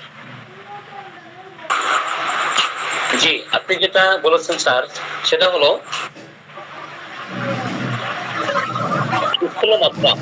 যখন শহীদুল্লাহ স্যার আপনি জি আনমিউট করেছেন, কথা বলুন please sir. G sir. G, sir বলুন। আমার যে প্রথম প্রশ্নটা সেটা হলো নামকরণ নিয়ে। রিয়েল হোমিওপ্যাথি এই যে নামকরণটা হয়েছিল, তাহলে হ্যানিম্যান যে হোমিওপ্যাথিটা করেছিলেন, প্রবর্তন, প্রসারক, সবকিছুই আবিষ্কারক, ওটা কোন হোমিওপ্যাথি ছিল? এক। 2 নম্বর কথা হলো ভাইটাল ফোর্স। 1 নম্বর প্রশ্ন আমার এটা, কোন হোমিওপ্যাথি ছিল? এক, ভাইটাল ফোর্স সম্পর্কে হ্যানিম্যান 9 থেকে 16 পর্যন্ত বলে গেছেন। সেইখানে মাত্র যে 2-3টি ভাইটাল ফোর্সের যে অ্যাপোরিজম রয়েছে তার শুধু ব্যাখ্যা হয়েছে। এই ব্যাখ্যাটা সম্পূর্ণ কিনা আমি মনে করি এটা উনি ব্যাখ্যা দিবেন। এরপরে 81 যেটা বলছেন উনি অর্গাননের, এই 81 অ্যাপোরিজমটা যেটা বলছেন এটার একটা শরিক অবস্থা, অথবা আমরা যে একটা মায়াজমেটিক কন্ডিশন পাওয়ার 2টা অবস্থা আছে। একটা হলো একদম ক্রনিক যে অবস্থার থেকে সৃষ্টি মায়াজমেটিক হ্যানিম্যানের যে 3টা কন্ডিশন, 3টা থেকে উৎপত্তি হয়ে বর্তমানে আরো অনেকগুলি কন্ডিশন সেটা আমরা পাচ্ছি। সোরাসিবলিস, এটা হলো রিয়েল আমাদের ক্রনিক ডিজিজের। আর যে 3টি অবস্থা উনি বর্ণনা করছেন এটা তো ক্রনিক ডিজিজের আন্ডারে পড়ে না, এটা ক্রনিক ডিজিজের সাথে রিলেটেড যে লক্ষণগুলি আছে সেই লক্ষণ সদৃশ অবস্থা উৎপাদন করে। তাই এটাকে আমরা কি ক্রনিক ডিজিজ ধরে নিতে পারবো? আমার প্রথম প্রশ্নটা হলো আপনি আরেকটা তৃতীয় প্রশ্ন হলো হোমিওপ্যাথি কি প্রিন্সিপালের উপর নির্ভর করে? এটা কি ডিপেন্ড করে অপিনিয়নের উপর না প্রিন্সিপালের উপরে? আমি শহীদুল্লাহ কি বললাম, এটা দিয়ে হোমিওপ্যাথি নয়, এর মধ্যে দিয়ে একটা প্রিন্সিপাল থাকতে হবে। সেই প্রিন্সিপালের উপরে কি এই রিয়েল হোমিওপ্যাথি নির্ভরশীল না মতামতের উপর নির্ভরশীল? আমার এই 3টা প্রশ্নের কথা আমি একটু জানতে চাই। ধন্যবাদ স্যার, অত্যন্ত গুরুত্বপূর্ণ কিছু প্রশ্ন করছেন। হ্যানিম্যান স্যার, প্রথম প্রশ্ন হচ্ছে হ্যানিম্যান স্যার কোন হোমিওপ্যাথি করেছে, নামকরণ নিয়ে সমস্যা। তো ব্যাপারটা হচ্ছে যে হ্যানিম্যান স্যার অ্যাপ্রেজম 80 যে ফুটনোট, ওইখানে উনি কিন্তু হোমিওপ্যাথিকে 2 ভাগে ভাগ করছেন। একটা হচ্ছে তার প্রিভিয়াস এক্সপিরিয়েন্স আর একটা হচ্ছে রিসেন্ট ডিসকভার। প্রিভিয়াস এক্সপিরিয়েন্স যেটা, সেটা হচ্ছে যে 5th এডিশন পর্যন্ত যা হয়েছে সেটা, 5th এডিশন পর্যন্ত যা করেছেন সেটা উনিই করেছেন। আবার 6th এডিশনের উদ্ভাবনের পরে যা করেছে সেটাও উনি করেছেন। এখন ফলে আপনার হচ্ছে যে হোমিওপ্যাথি এক প্রকার যে না, এটা হ্যানিম্যান স্যার নিজেই বলতেছেন। আবার হ্যানিম্যান স্যার নিজেই, আমাকে তো প্রেজেন্টেশনটা শেষ করার সুযোগ হয়নি, হ্যানিম্যান স্যার নিজেই কিন্তু সম্ভবত 253 সম্ভবত নাকি না 53, হ্যানিম্যান স্যার নিজেই কিন্তু উনি বলতেছেন যে আমাদের ওষুধ নির্বাচনের 2টা পদ্ধতি আছে। একটা হচ্ছে যে আমাদের কিওর হবে, আমি যে লাস্ট যেটা বলছিলাম আমি একটু দেখে নিই। 253 যে ইয়েটা বলা হয়েছিল, 253 না, আমি বলছি আপনাকে, সেটা হচ্ছে 148। 148-এ স্যার বলতেছে যে মেডিসিন সিলেক্টের জন্য 2টো ম্যানার আছে। একটা ম্যানার আছে পাওয়ার and the tendency of procedure symptoms the more similar, তার যদি দেন তাহলে কিওর হবে। আর যদি ইনস্টিংটিভ, তার জেনেটিক্স এর যদি গ্রেড সিমিলার দেন তাহলে সেটা পার্মানেন্টলি কিওর হবে। তাহলে হ্যানিম্যান স্যার নিজেই কিন্তু 2 রকমের হোমিওপ্যাথির কথা বলে গেছেন তার নিজস্ব অধ্যবসায় গবেষণার মধ্যে দিয়ে। ফলে উনি সর্বশেষ যেটা করছেন সেটাকে আমরা যাতে লালন করতে পারি এবং সেটাকে আমরা রিয়েল হোমিওপ্যাথি মনে করি। এই রিয়েল শব্দটা নেয়ার পিছনে যে কারণগুলো রয়েছে, যেমন অ্যাপোরিজম 82-তে উনি কিন্তু কিওরের সাথে রিয়েল শব্দটা যোগ করছেন। Real cure, perfectly cure, permanently cure, এই শব্দের কারণেই আমরা হোমিওপ্যাথিকে দুইটা ভাগে ভাগ করার জন্য এই কথাটা বলছি, যেটার ইঙ্গিত অনেকটা আমাদের কেন্ট স্যারও দিচ্ছেন, যেটা হচ্ছে যে আপনার ওই যে আপনার যে কার্বোভেট চ্যাপ্টার 30 নম্বর প্যারা পড়েন, সেখানে বলছেন যে তুমি যদি রিয়েল হোমিওপ্যাথি করো, সেই সেন্স থেকে আমরা এই রিয়েল হোমিওপ্যাথি শব্দটা আমরা ব্যবহার করে থাকি। হ্যানিম্যান স্যার উনি প্রিভিয়াস এক্সপিরিয়েন্সে যা করেছেন সেটাও হ্যানিম্যান স্যার করেছেন, রিসেন্ট ডিসকভারি যা করেছেন সেটাও হ্যানিম্যান স্যার করেছেন। হ্যানিম্যান স্যার সবই করেছেন। এটা হচ্ছে প্রথম প্রশ্নের উত্তর। আর আপনার দ্বিতীয় প্রশ্নটা আমি ঠিক মানে মনে হয় আপনি 204-কে ইন্ডিকেট করে বলেছেন, আপনি যখন 204-কে ইন্ডিকেট করে বলেছেন যে ওইগুলোর থেকে ওইটাকে করনিক ডিজিজ বলা হবে কিনা। করনিক এফেকশন থেকে যেটা হয় সেটা কি করনিক ডিজিজ না? শহীদুল স্যার জি আমি শুনতেছি করনিক এফেকশন থেকে যা হয় সেটা কি করনিক ডিজিজ না? হ্যানিম্যান স্যার নামকরণ করেননি, তাই বলে কি আমরা টিউবারকুলার ডায়াথিসিসকে ক্রনিক ডিজিজ বলি না? টিউবারকুলার ডায়াথিসিসটা হলো দুইটি মায়াজমের মিক্সড অবস্থাকে টিউবারকুলার ডায়াথিসিস বলা হয়ে থাকে। এখন আপনার মধ্যে দিয়ে যদি সেইখানের মধ্যে দিয়ে প্রাইমারি স্টেজে সোরা এবং যদি সেইখানে সাইকোসিস, যখন নোডুলার কন্ডিশন গুলি আপনি পাবেন আপনার লাঙ্গে বা এনি হয়ার অফ দি বডি, তখন সেখানে টিউবারকুলার অবস্থা বলা হয়। কিন্তু থার্ড স্টেজে যখন সোরার সাথে সিবলিস মিলিত হয় তখনও তো সেই কন্ডিশনটাকে আমরা টিউবারকুলার কন্ডিশন বলি। যখন পুজ যায় পছন্দ ধরে লাঙ্গের মধ্যে বা এফেক্টেড পার্টের মধ্যে ধরে ক্রনিক ডিজিজ বলেন কিনা আমি সেটা বলতেছি। এলিমেনের প্রবর্তিত আমি সেটা বলি, ব্যাখ্যা বলছি না, আমি বলছি যে টিউবারকুলার ডায়াথিসিসকে আপনি ক্রনিক ডিজিজ বলেন কিনা। টিউবারকুলার ডায়াথিসিসকে সাইকোসিসকে ক্রনিক ডিজিজ বলবেন না? টিউবারকুলার না, পুরা ডিজিজ এটা ক্রনিক ডিজিজ কেন? এটা ডিজিজ সৃষ্টি করার জন্য যে অবস্থাটা দরকার সে একটা কন্ডিশন বিশেষ। এটা তো আমি কোনো ইয়ে করতেছি না। জি মিয়াজম মা দোষজ অবস্থা, সোজা কথা। হ্যাঁ, এইটাকে স্যার বলছেন অল মায়াজম আর ট্রু ডিজিজ। অল মায়াজম আর ক্রনিক ডিজিজ, তাহলে নামকরণের কথা কেন আসলো? অল মায়াজম থেকে ক্রনিক ডিজিজ উৎপত্তি হইতে পারে, হবে, ইট মে বি, কিন্তু অল মায়াজম থেকে যে আপনি যে এটা নামকরণে যে ক্রনিক ডিজিজ হয়ে যাবে, যেমন আপনার সিবলিস, আপনার যে আমরা যে গনেরিয়া যেসব নাম দিয়ে থাকি বা এসটিডি যেসব ডিজিজ গুলি, সেইগুলি তো প্রথম দিন থেকেই তো আপনার যদি মায়াজম দ্বারা সৃষ্টিত অবস্থার বিধার জন্য, কিন্তু নামকরণ তো পৃথক। আর সবার দেহের মধ্যে যে মায়াজমটা যখন তাদের দেহের মধ্যে দিয়ে আক্রান্ত হবে, সবার তো এক সমলক্ষণে আসে না।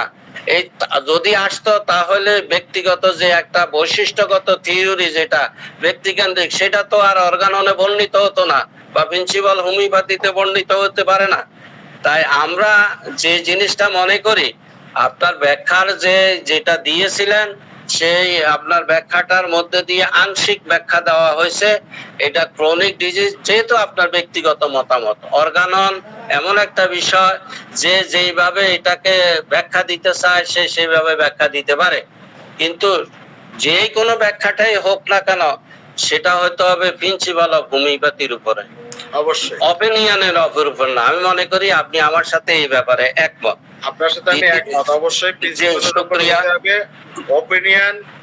অপিনিয়ন হচ্ছে যে বিজ্ঞান আমাদেরকে ভাবতে সাহায্য, অভিজ্ঞতা আমাদেরকে সমৃদ্ধ করে সাহায্য করে বটে, কিন্তু অভিজ্ঞতা দিয়ে কিন্তু বিজ্ঞান প্রমাণিত হয় না।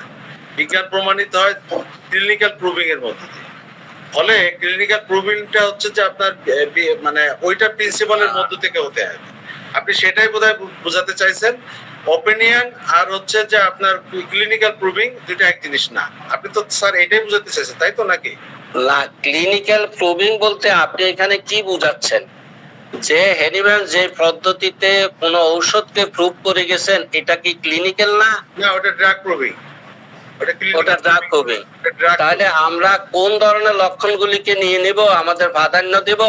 যে ড্রাগ প্রুভিং এর যে সিমিলারিটি লক্ষণগুলি আছে এইগুলি, না আমি ড্রাগ প্রুভিং করতে গিয়ে যে সব ক্লিনিক্যাল কন্ডিশন পাইছি সেগুলির প্রাধান্য দেব? আপনি প্রাধান্য কোনটা দিবেন সেটা আপনার বিষয়, আপনার বিবেচনা বা একজন ফিজিশিয়ানের বিবেচনা। কিন্তু 148-এ স্যার দুইটা কথা বলছেন। আপনি যদি ওই ড্রাগ প্রুভিং এ যেটা আসেন সেটা কিওর হবে, আপনার আরোগ্য হবে। আরোগ্য হতে আপনি কি সেটা কি রিয়েল কিউর হবে না? না, ওটা রিয়েল কিওর হবে না। উনি To ওটা restore রিয়েল the health হবে না? 82-তে স্যার বলতেছেন, 82-তে বলতেছেন নো না, রিয়েল। ওটা আমি বুঝলাম, ঠিক আছে? To restore the sick person to health, এটা কি হবে না? এটা যদি না হয় তা পার্মানেন্টলি কিওর হবে না। আরে তাহলে আমরা অর্গাননের যে 253 পিকুলিয়ার আনকমন স্ট্যাকিং সিঙ্গুলার, এটা কি টোটালে বাদ দিয়ে দেব? 253 আর 153 স্যার, 153 153, সরি 153 যিনি সাহায্য করছেন তাকে ধন্যবাদ। উনি এই 53 কে টোটালে বাদ দিয়ে দেব ওষুধের ব্যাপারে। কোনটা আপনাকে বাদ দিতে বলা হচ্ছে না স্যার। আপনি এইভাবে আমি আপনার সাথে মতামতটা শেয়ার করতেছি। আপনার বক্তব্যের সাথে কিন্তু আমার দ্বিমত নাই স্যার। আপনি আচ্ছা, যেটা বলতে চাচ্ছেন, আপনার বক্তব্যের সাথে আমার দ্বিমত নাই, কিন্তু উপস্থাপনের সাথে আমার সামান্য একটু আমরা আজম ভাইয়ের প্রশ্ন থেকে যেটা বুঝতে পারছি যে 82 নম্বর সূত্রে স্যার যেটা বলতে চাচ্ছেন যে কিওর দুভাবে হয়, একটা হলো পার্মানেন্টলি কিওর, একটা হলো অ্যাবসলিউটলি কিওর। এখন আমরা যদি এই যে কি বলে যেটা আনকমন লক্ষণ, এই লক্ষণগুলো দিয়ে আমরা অ্যাবসলিউটলি কিওর পাবো। আমরা যদি অ্যাবসলিউটলি কিওর করতে চাই তাহলে আপনার এই পার্টিকুলার লক্ষণ নিতে হবে, অবশ্যই নিতে হবে। কিন্তু পার্মানেন্টলি যদি কিওর করতে চাই তাহলে আমাকে সিক অবস্থায় যেতে হবে, এই তো কথা। এখন আমরা কোনটা চাচ্ছি, পার্মানেন্টলি কিওর না অ্যাবসলিউটলি কিওর? অ্যাবসলিউটলি কিওর নিলে অবশ্যই আমরা হলো কি করব, আপনার এই যে আনকমন লক্ষণগুলো নিতে হবে। কিন্তু যদি আজম ভাইয়ের ভাষা অনুযায়ী যদি আমরা তাকে পার্মানেন্টলি কিওর করতে চাই তাহলে সিক অবস্থার লক্ষণ নিতে হবে। আমরা সিক এখানের মধ্যে যে পার্থক্য করতে চাচ্ছি, একটা সিক কন্ডিশন, এটার অ্যাবসলিউটলি যে কিওর এবং পার্মানেন্টলি কিওর, অ্যাবসলিউট কিওর আর পার্মানেন্ট কিওরের মধ্যে দিয়ে আর কিওরের মধ্যে দিয়ে এখানে পার্থক্য কোনখানে টানা যায়? স্যার আমি একটা উদাহরণ দিই স্যার এই ব্যাপারে। বলেন। একটা রোগী, মানে ঘটনাটা রোগীটা আমি একটা আপনার হোমিও দর্পণে আমার এটা একটা লেখা প্রকাশ ছিল। দু ভাই, তাদের মধ্যে ভালো বন্ধুত্ব ছিল, কিন্তু প্রকৃতির নিয়মে তারা যেদিন আলাদা হলেন সেদিন এক ভাইয়ের বাসায় মাংস রান্না হয়েছে, আর এক ভাইয়ের বাসায় কি হয়েছে জানা নেই। তাহলে যে ভাইয়ের বাসায় মাংস রান্না হয়েছে সে কিছু মাংসের তরকারি ভাইয়ের বাসায় পাঠিয়ে দিয়েছে যে একসঙ্গে সারা জীবন খেলাম, আজ কেমন হয়। কিন্তু সেই ভাইয়ের বাসায় মাংস পাঠানোর পর সেই ভাই সেই মাংস খাওয়ার পর থেকে তার বমি হলো, পায়খানা শুরু হলো, পিপাসা তার কম মানে থাকলো না, পিপাসা নেই, জিহ্বা তার শুষ্ক। ডাক্তার সাহেব এই অবস্থা দেখে তাকে পালসিটেলা দিলেন। পালসিটেলা খেয়ে সাথে সাথে তার পায়খানা ভালো হয়ে গেছে। পায়খানা ভালো হওয়ার পর রোগী পরের দিন একটু খোঁজ নিলেন যে আমার ভাইয়েরা যে তরকারি দিল আমাকে, তো ওদের বাসায় কারো পায়খানা হয়েছে কিনা, বমি হয়েছে কিনা। খোঁজ নিয়ে দেখলেন যে না, ওদের বাসায় কারো হয়নি। তখন তিনি কবিরাজের কাছে চলে গেলেন। কবিরাজের কাছে জিজ্ঞাসা করলেন যে ওরা কি আমাকে ওষুধ টষুধ করছে কিনা। তাহলে আমার প্রশ্ন হলো, পালসিটেলা যদি ভালো হয়ে থাকে তাহলে কবিরাজের কাছে গেল কেন? যদিও এই রোগীটাকে কবিরাজ সাহেব ওষুধ দেওয়ার পর একটা সময় তাকে ক্যান্সার অবস্থানে ফিরে পাওয়া গেছিল। কিন্তু প্রশ্ন যে এই যে মাংস খাওয়ার পর তার পিপাসাহীনতা, জিহ্বার শুষ্কতা লক্ষণ মিলে যে ওষুধ হলো তাতে সে রোগ ভালো হলো, তাহলে সে কবিরাজের কাছে গেল কেন?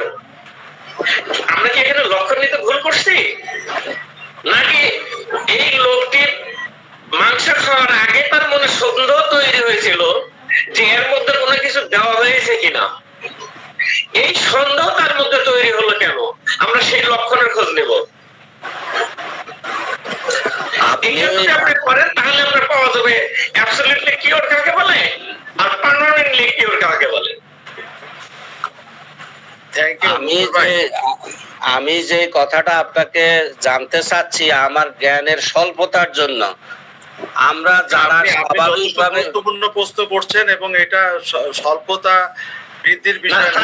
আমরাও আমরা এখানে একটা কথা না, আমরা একটা- এইভাবে বললে স্যার আমরা তো নিজেদেরকে ছোট মনে করবো, এইভাবে না। না, অবশ্যই সে আপনি বলছি অবশ্যই না। একজন বিজ্ঞ মানুষ, আপনার এই না, আমি প্রশ্নের আমাদের জানা বোঝাটা ভালো হবে।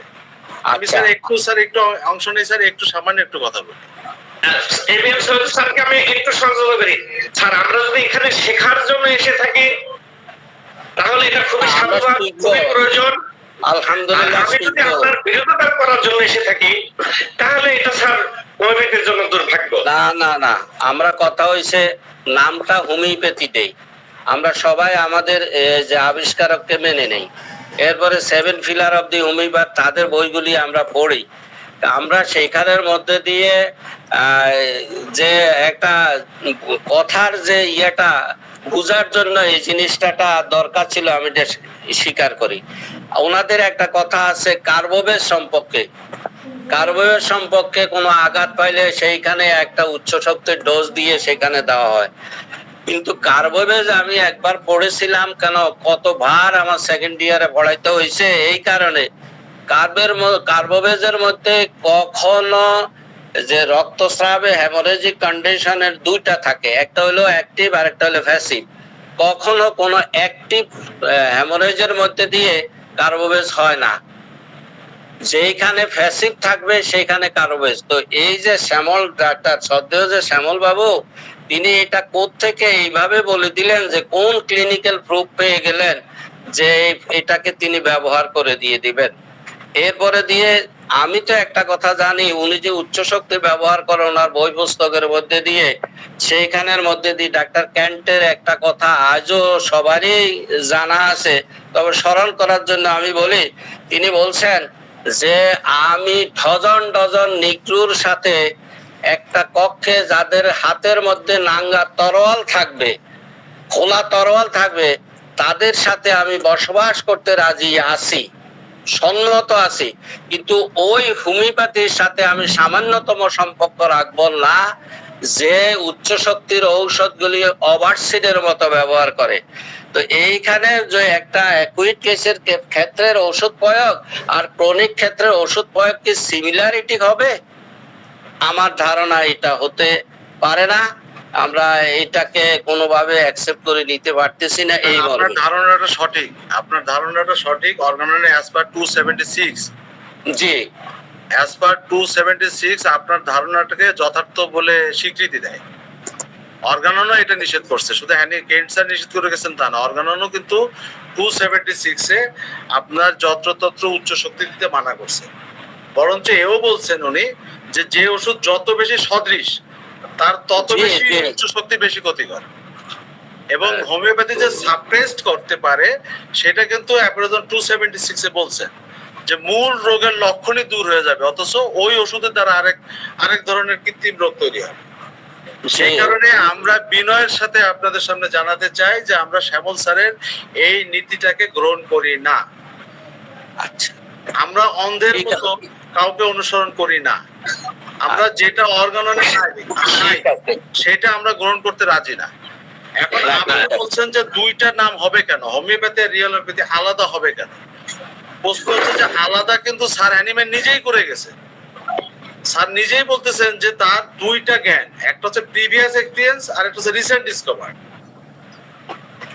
এইটাকে যদি আপনি আলাদা না করেন, ওই দুইটা জ্ঞান আলাদা হবে না, বাস্তবে হবে না। আমার আবেগ আমাকে নানা রকম কথা বলতে পারে যে আমি কেন হোমিওপ্যাথিকে ভিতরে বিচ্ছিন্ন করছি। হ্যাঁ ঠিক আছে, এটা তো অবশ্যই হোমিওপ্যাথি তো হোমিওপ্যাথি, যে কথা আমরা শুরুতেই বলছি, যা অর্গান সম্মত না তো হোমিওপ্যাথি না, আর যা হোমিওপ্যাথি না সে রিয়েল হোমিওপ্যাথি না। অর্থাৎ হোমিওপ্যাথি যদি সদৃশ বিধান দেখেন তাহলে প্রিভিয়াস এক্সপেরিয়েন্স, ওটা তো হোমিওপ্যাথি, ওটাকে তো আপনি অপহোমিওপ্যাথি বলতে পারেন না।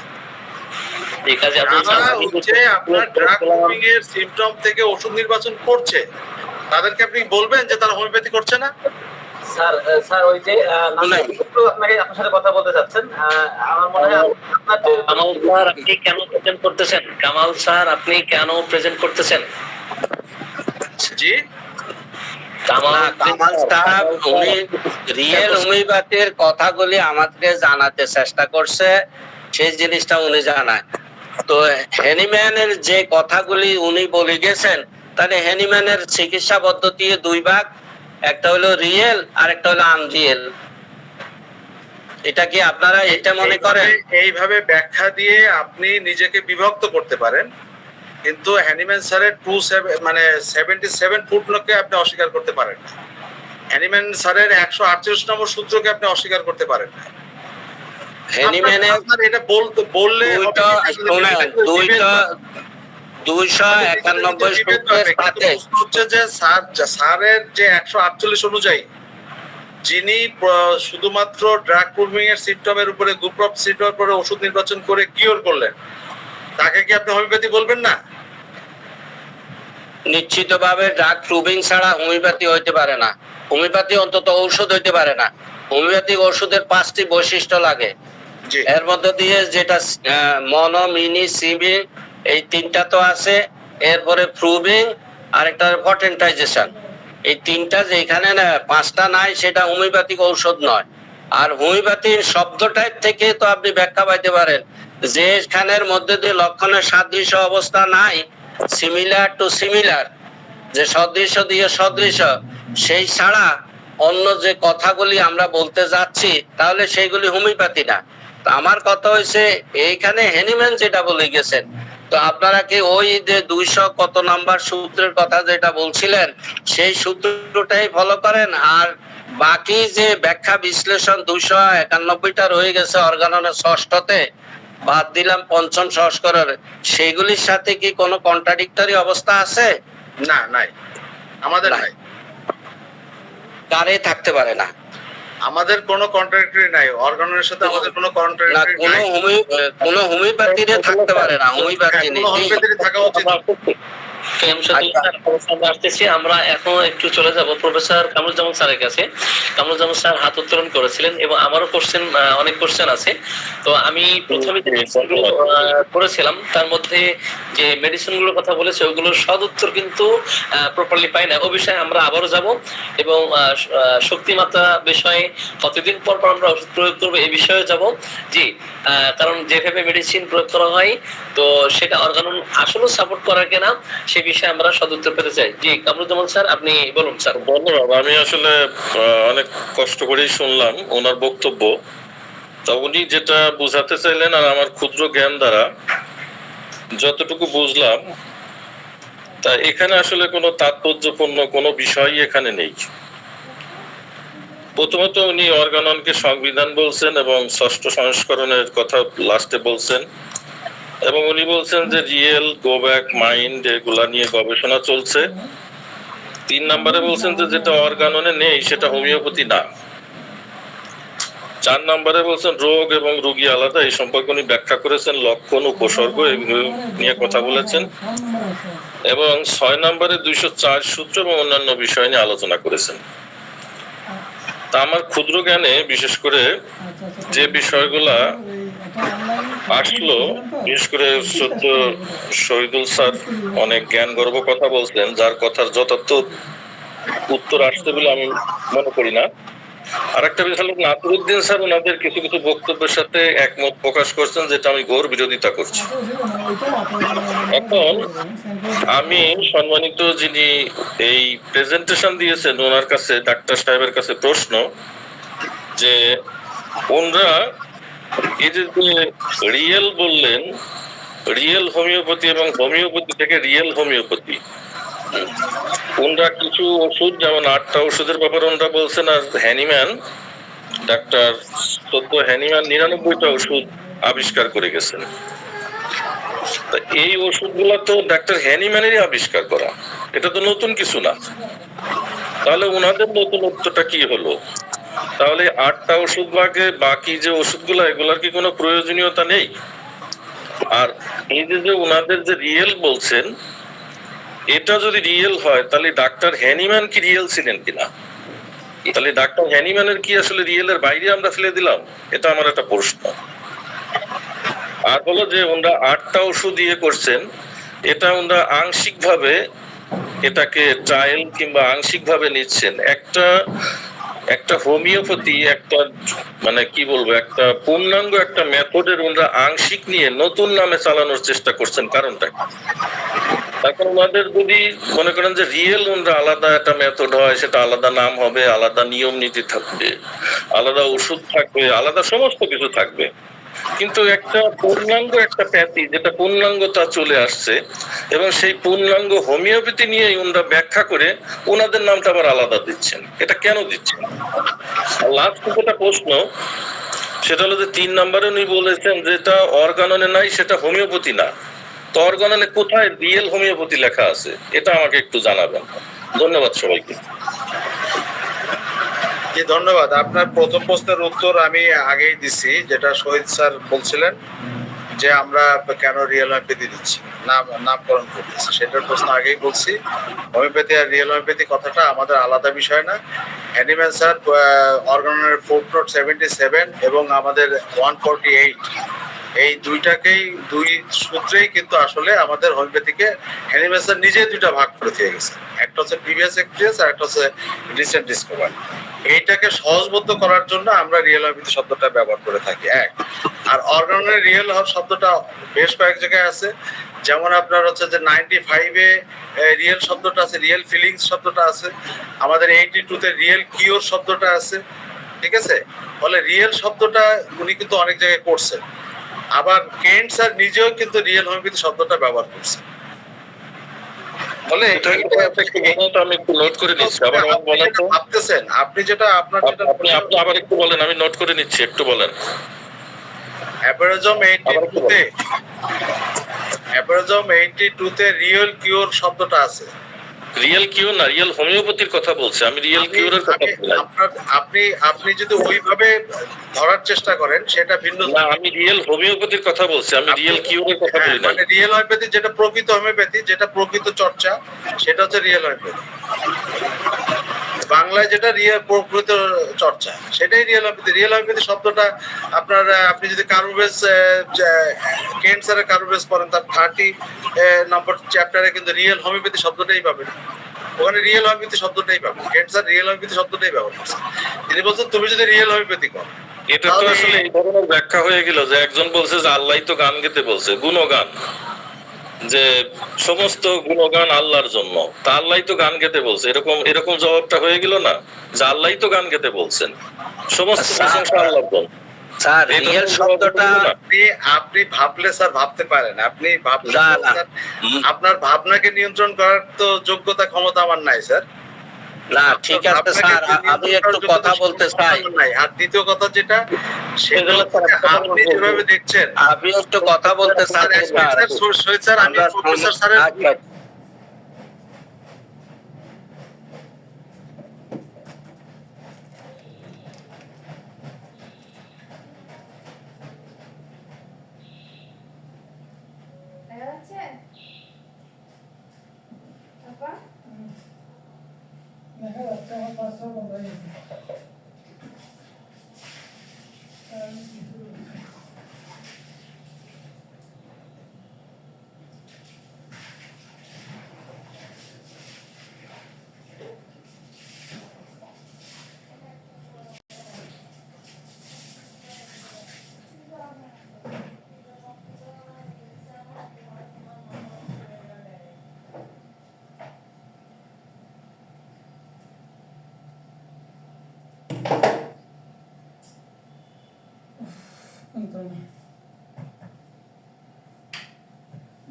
तुम्हारा देखो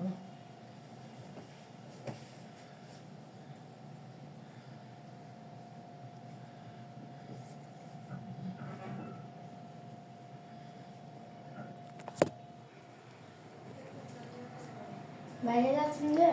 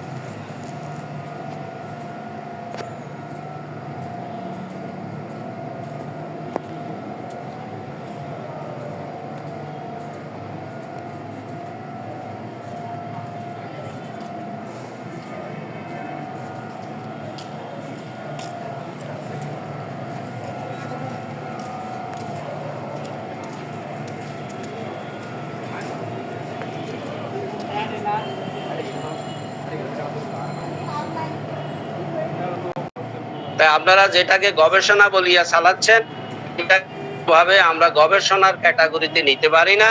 এটা একটা আর রিয়েল কথাটা যেটা আপনারা ব্যাখ্যা দিচ্ছেন, আমি এই আমার এই ক্ষুদ্র জ্ঞান দিয়ে সেটাকে আমি একমত পোষণ করতে পারতেছি না, কারণ রিয়েল শব্দ ব্যবহার করে হ্যানিম্যানকে খাটো করা হচ্ছে। থ্যাংক ইউ স্যার আপনার অভিমতের জন্য। এবারে আমাকে একটু বুঝাই দেন স্যার, 148 আর হচ্ছে যে ফুটনোট 77, এই দুটো আমাকে একটু বুঝাই দেন স্যার। 148 বললেন যে প্রোডিউস মানে ড্রাগ গ্রুপিং এর সিম্পটম দিয়ে দিলে মোর সিমিলার দিলে কিওর হবে, ওখানে কিওর শব্দটা ব্যবহার করলেন। আর যে ইনস্টিংটিভ মানে জেনেটিক্স বিবেচনা এর গ্রেড সিমিলারিটি দিলে আপনার পার্মানেন্টলি কিওর হবে। এই দুইটা জিনিস আমাকে স্যার বুঝাই দেন। এটা বলতে কি বুঝায় স্যার? এই একটা। আর 2 নম্বর প্রশ্ন স্যার, আমি প্রশ্ন করি স্যার, এটা হচ্ছে একটা প্রশ্ন। আর একটা প্রশ্ন হচ্ছে যে ফুটনোট 77 গ্রুপ অফ সিমটম থেকে যে আমার তার যে ডিসিবলরা খুশি হতেন যে ট্রেজারিতে অনেক ওষুধ আছে বিবেচনা। আবার সেই প্রশ্নটা আপনি বলেন, প্রথম প্রশ্নটা কি? প্রথম প্রশ্ন হচ্ছে যে আমাদের যে প্রোডিউস সিমটম, যেটা আমাদের ড্রাগ গ্রুপিং এর মাধ্যমে যে সিমটম, সেই সিমটমের যে মোর সিমিলার মেডিসিন দিলে কিওর হবে বলতে, শুধুমাত্র কিওর হবে শব্দটা বলছে। আর ইনস্টিংটিভ অর্থাৎ তার যে যেটাকে আমরা মডার্ন সায়েন্সে যদি জেনেটিক্সের সাথে বিবেচনা করি, জেনেটিক্সের যে গ্রেড সিমিলারিটি, এটা যদি হয় তাহলে পার্মানেন্টলি কিওর হবে। তা ওইখানে কেন শুধু কিওর বললেন আর এখানে কেন পার্মানেন্টলি কিওর বললেন? এইটা একটা প্রশ্ন। আর একটা প্রশ্ন হচ্ছে যে বিফোর নলেজে গেলে গ্রুপ অফ সিমটমে অনেক ওষুধ আছে, কিন্তু মোর সুইটেবল ফর দ্য মায়াজমে গেলে স্পেসিফিক মেডিসিন আছে এবং সেখানে পারফেক্ট কিওর হবে। এই দুইটা প্রশ্ন আমাকে একটু স্যার বুঝায়। আচ্ছা, আপনি যে কথাটা বলছেন, আপনি কি সেই ক্ষেত্রের মধ্যে দিয়ে একটা কথা হচ্ছে প্রুভিং আর একটা হলো ক্লিনিক্যাল কন্ডিশন, এর দুইটার মধ্যে দিয়ে ক্লিনিক্যাল কন্ডিশনটার মধ্যে পার্মানেন্ট কিউর হবে এটা বলছেন? না, আমি ইনস্টিংটিভ তার যে জেনেটিক্স, এখানে ইনস্টিংক্ট মানে তো ক্লিনিক্যাল কন্ডিশন না। আরে জেনেটিক যে থিওরিটা, এটা তো মেন্ডেল আবিষ্কারক, হ্যানিম্যানের সমসাময়িক অবস্থার। আমি আপনাকে আরেকটু কথা বলি, হ্যানিম্যান স্যারের সময় কি জেনেটিক্স ছিল না? হ্যানিম্যানের সমসাময়িক অবস্থা মেন্ডেল ছিলেন। মেন্ডেলের প্রবর্তিত এই জেনেটিক থিওরিটা, যেটা হ্যানিম্যানের সময় অবস্থানে ছিল, কিন্তু হ্যানিম্যান তো জেনেটিক অবস্থা বলেন না, বংশ পরাপর কন্ডিশনটা বলেন। উনি শব্দটা ব্যবহার করছেন ইনস্টিংটিভ। এরপরে আমি আপনাকে বলছেন মেন্ডেল সেটাকে জেনেটিক্স বলছেন। আচ্ছা, হ্যানিম্যানের তাহলে এক নম্বর যে সূত্রটা, এই সূত্রটা কি আমরা কিভাবে ব্যাখ্যা দেব? আপনি আমাকে সেখানে স্যার, আমি তো আপনি তো আমার কোনো ব্যাপারে একমত হননি, আপনি বলে দিচ্ছেন, কিন্তু আমাকে ব্যাপারে একমত না আমি, না আপনার এটা ভুল বুঝা। সিমটমের মোর সিমিলার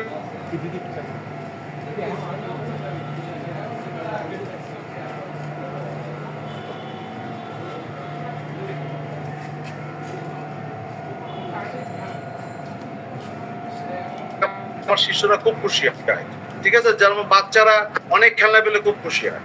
আবার recent Discovery more suitable miasm medicine যদি পায় তাহলে হচ্ছে স্পেসিফিক রেমেডি হয়। একদম এই শব্দটাই ব্যবহার করছেন, স্পেসিফিক রেমেডি হয় এবং সেটাতে পারফেক্ট কিওর হয়। অর্থাৎ এইটাকেও যদি আমি উদাহরণ দেই যে একজন অ্যাডাল্ট ম্যান ওই অনেক খেলনার চেয়ে একটা স্মার্টফোনকে বেশি পছন্দ। এখন এই দুইটা বিষয় আপনি আমাকে বুঝায় দেন।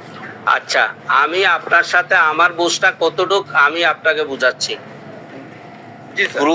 প্রুভিং মেডিসিন গুলি কি পার্মানেন্ট কিউর করতে পারে না? বলেন নাই সেটা, অ্যানিমেল স্যার বলছেন টু বি এই কথা আমি যে সূত্রটার কথা বলছেন, আপনি আমার কথা শুনেন, আপনার কথা আমি শুনছি। অবশ্যই প্রুভিং সিম্পটম কি আমাদের সমস্ত অবস্থানগুলিকে পরিবর্তন করতে পারে না? সেইখানে কি পার্মানেন্ট কিউর আসে না? সেইখানে কি রিয়েল কিউর আসে না? সেইখানে কি এক নম্বর অর্গানের অনুচ্ছেদের মধ্যে যে টু রেস্টোর দি হেলথ, এই শব্দগুলি আসে না? নিশ্চিতভাবে আসে। এটা তো আপনার আত্মবিশ্বাস থেকে বলতেছেন। আত্মবিশ্বাস কেন? হ্যাঁ, এটা আপনার আত্মবিশ্বাস। না হ্যানিম্যান স্যার, হ্যানিম্যান স্যারের এই বিশ্বাসটা ছিল আরে না। আপনার যে হ্যানিম্যানের একটা আত্মবিশ্বাস সূত্র আপনি ধরবেন কেন? আপনার স্যার, আপনার যে আত্মবিশ্বাসটা আছে সেটা হ্যানিম্যান স্যারের ছিল না। হ্যানিম্যান স্যার থাকলে ওই মোর সিমিলার কিভাবে আপনি হ্যানিম্যানকে আত্মবিশ্বাস বিহীন ভাবে একটা লোক হিসাবে স্বীকৃতি দিয়ে দিলেন? আমি এটা বুঝতে না, না, পারলাম আমি না। তা বলছি না। আপনি তাহলে যেটা বলতেছেন, পার্মানেন্ট কিউর বলতে আপনি কি বুঝাচ্ছেন? 2 নাম্বার কথা হলো, আমি তা বলছি না। আমি বুঝাচ্ছি না স্যার, আমাকে আচ্ছা বুঝায় দেন। হ্যানিম্যান অনেক আমি ক্ষেত্রে বুঝতে পারছি না দেখে তো আপনার কাছে বুঝতে চাচ্ছি। আচ্ছা হ্যানিম্যান অনেক ক্ষেত্রে কলেরা রোগের কথা বলছেন, এশিয়াটিক কলেরা রোগের কথা বলছেন, সিফিলিস রোগের কথা বলছেন, কিন্তু তিনি বলছেন না treat the patient not the disease. এটা কি হ্যানিম্যানের কথা না?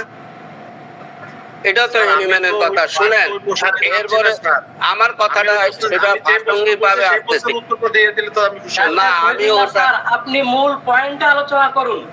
উনি দুইটা আপনি যে প্রশ্ন করছেন এই প্রশ্নের উত্তরটা দেন। অ্যানিম্যাল স্যার এখানে কেন শুধু কিওর শব্দটা ব্যবহার করলেন আর ওইখানে কেন পার্মানেন্টলি কিওর শব্দটা ব্যবহার করলেন? এই শব্দটা কেন ব্যবহার করলেন হ্যানিম্যান স্যার নিজে, সেটাকে আমাকে ব্যাখ্যা দেন। না, হ্যানিম্যান স্যার একটা দুইটা শব্দ ব্যবহার করছে, এটা রূপক অর্থে অনেক ভাবে এটাকে পরিবর্তিত অর্থ, যেমন ভাত এবং অন্ন, ভাত এবং অন্ন, এইভাবে যেমন সূর্য এবং রবি, এরকম ভাবে ভাষার একটা রূপান্তর কথা উনি বলতে পারেন। সরি স্যার, তাহলে না না, আমি আপনার সাথে স্যার এইভাবে ব্যাখ্যা দিলে না, তাহলে হ্যানিম্যান কেন বললেন রোগ আর রোগী? তার কাছে যাবো রোগ আর রোগী বললেন কেন? হয় না, এটা রূপক কথা না। পার্মানেন্টলি কিওর আর কিওর এটা রূপক কথা না। রোগ আর রোগী আলাদা করলেন এটা রূপক কথা না এটা স্যার। না, এরপরে মায়াজমের মধ্যে দিয়ে পৃথিবীর মধ্যে সর্বক্ষেত্রে স্বীকৃত হলো সালফার, তরিক মায়াজমের ঔষধ। আপনারা সেই ক্ষেত্রে 8টার মধ্যে সরিক মায়াজম আপনারা সেখানে রাখেন নাই। আপনি কিন্তু কথা অন্য জায়গায় নিয়ে যাচ্ছেন। না, আমি নিয়ে যাচ্ছি, আপনাকে বুঝাইতে তো পারতেছি না। আমি আপনাকে মেডিসিন নিয়ে বুঝাইতে কোনো কথাই পারতেছি বলিনি না। স্যার, আমি মেডিসিন নিয়ে কোনো কথাই বলিনি। না, আপনাকে তো বুঝাইতে পারতেছে না। আপনাকে আমার কথাটা একই কথা। আপনাকে কিন্তু পরিষ্কার বলা হয়েছে যে হাতটাই থাকবেন না হাসিটাই থাকবেন, এটা আমাদের বিষয় না। আরে আমি যেটা শুনেন, রিয়েল শব্দটা আমি যতটুকু বুঝি, আপনি আপনার বুঝে আছেন, আমি আমার বুঝে বসি। রিয়েল শব্দ, পার্মানেন্ট শব্দ, রেস্টোর শব্দ, এইগুলি একটি অবস্থাকে বর্ণনা করতে গিয়ে বিভিন্ন শব্দ ব্যবহার করছেন। এটা আপনি আমার সাথে একমত হন অথবা না হন। এটা তো এইটাই বলছি, এইটাই বলছি। বোঝানোর জন্য, তাহলে এটা বোঝানোর জন্য কি ওটা কিওর হবে, শুধু আরোগ্য হবে?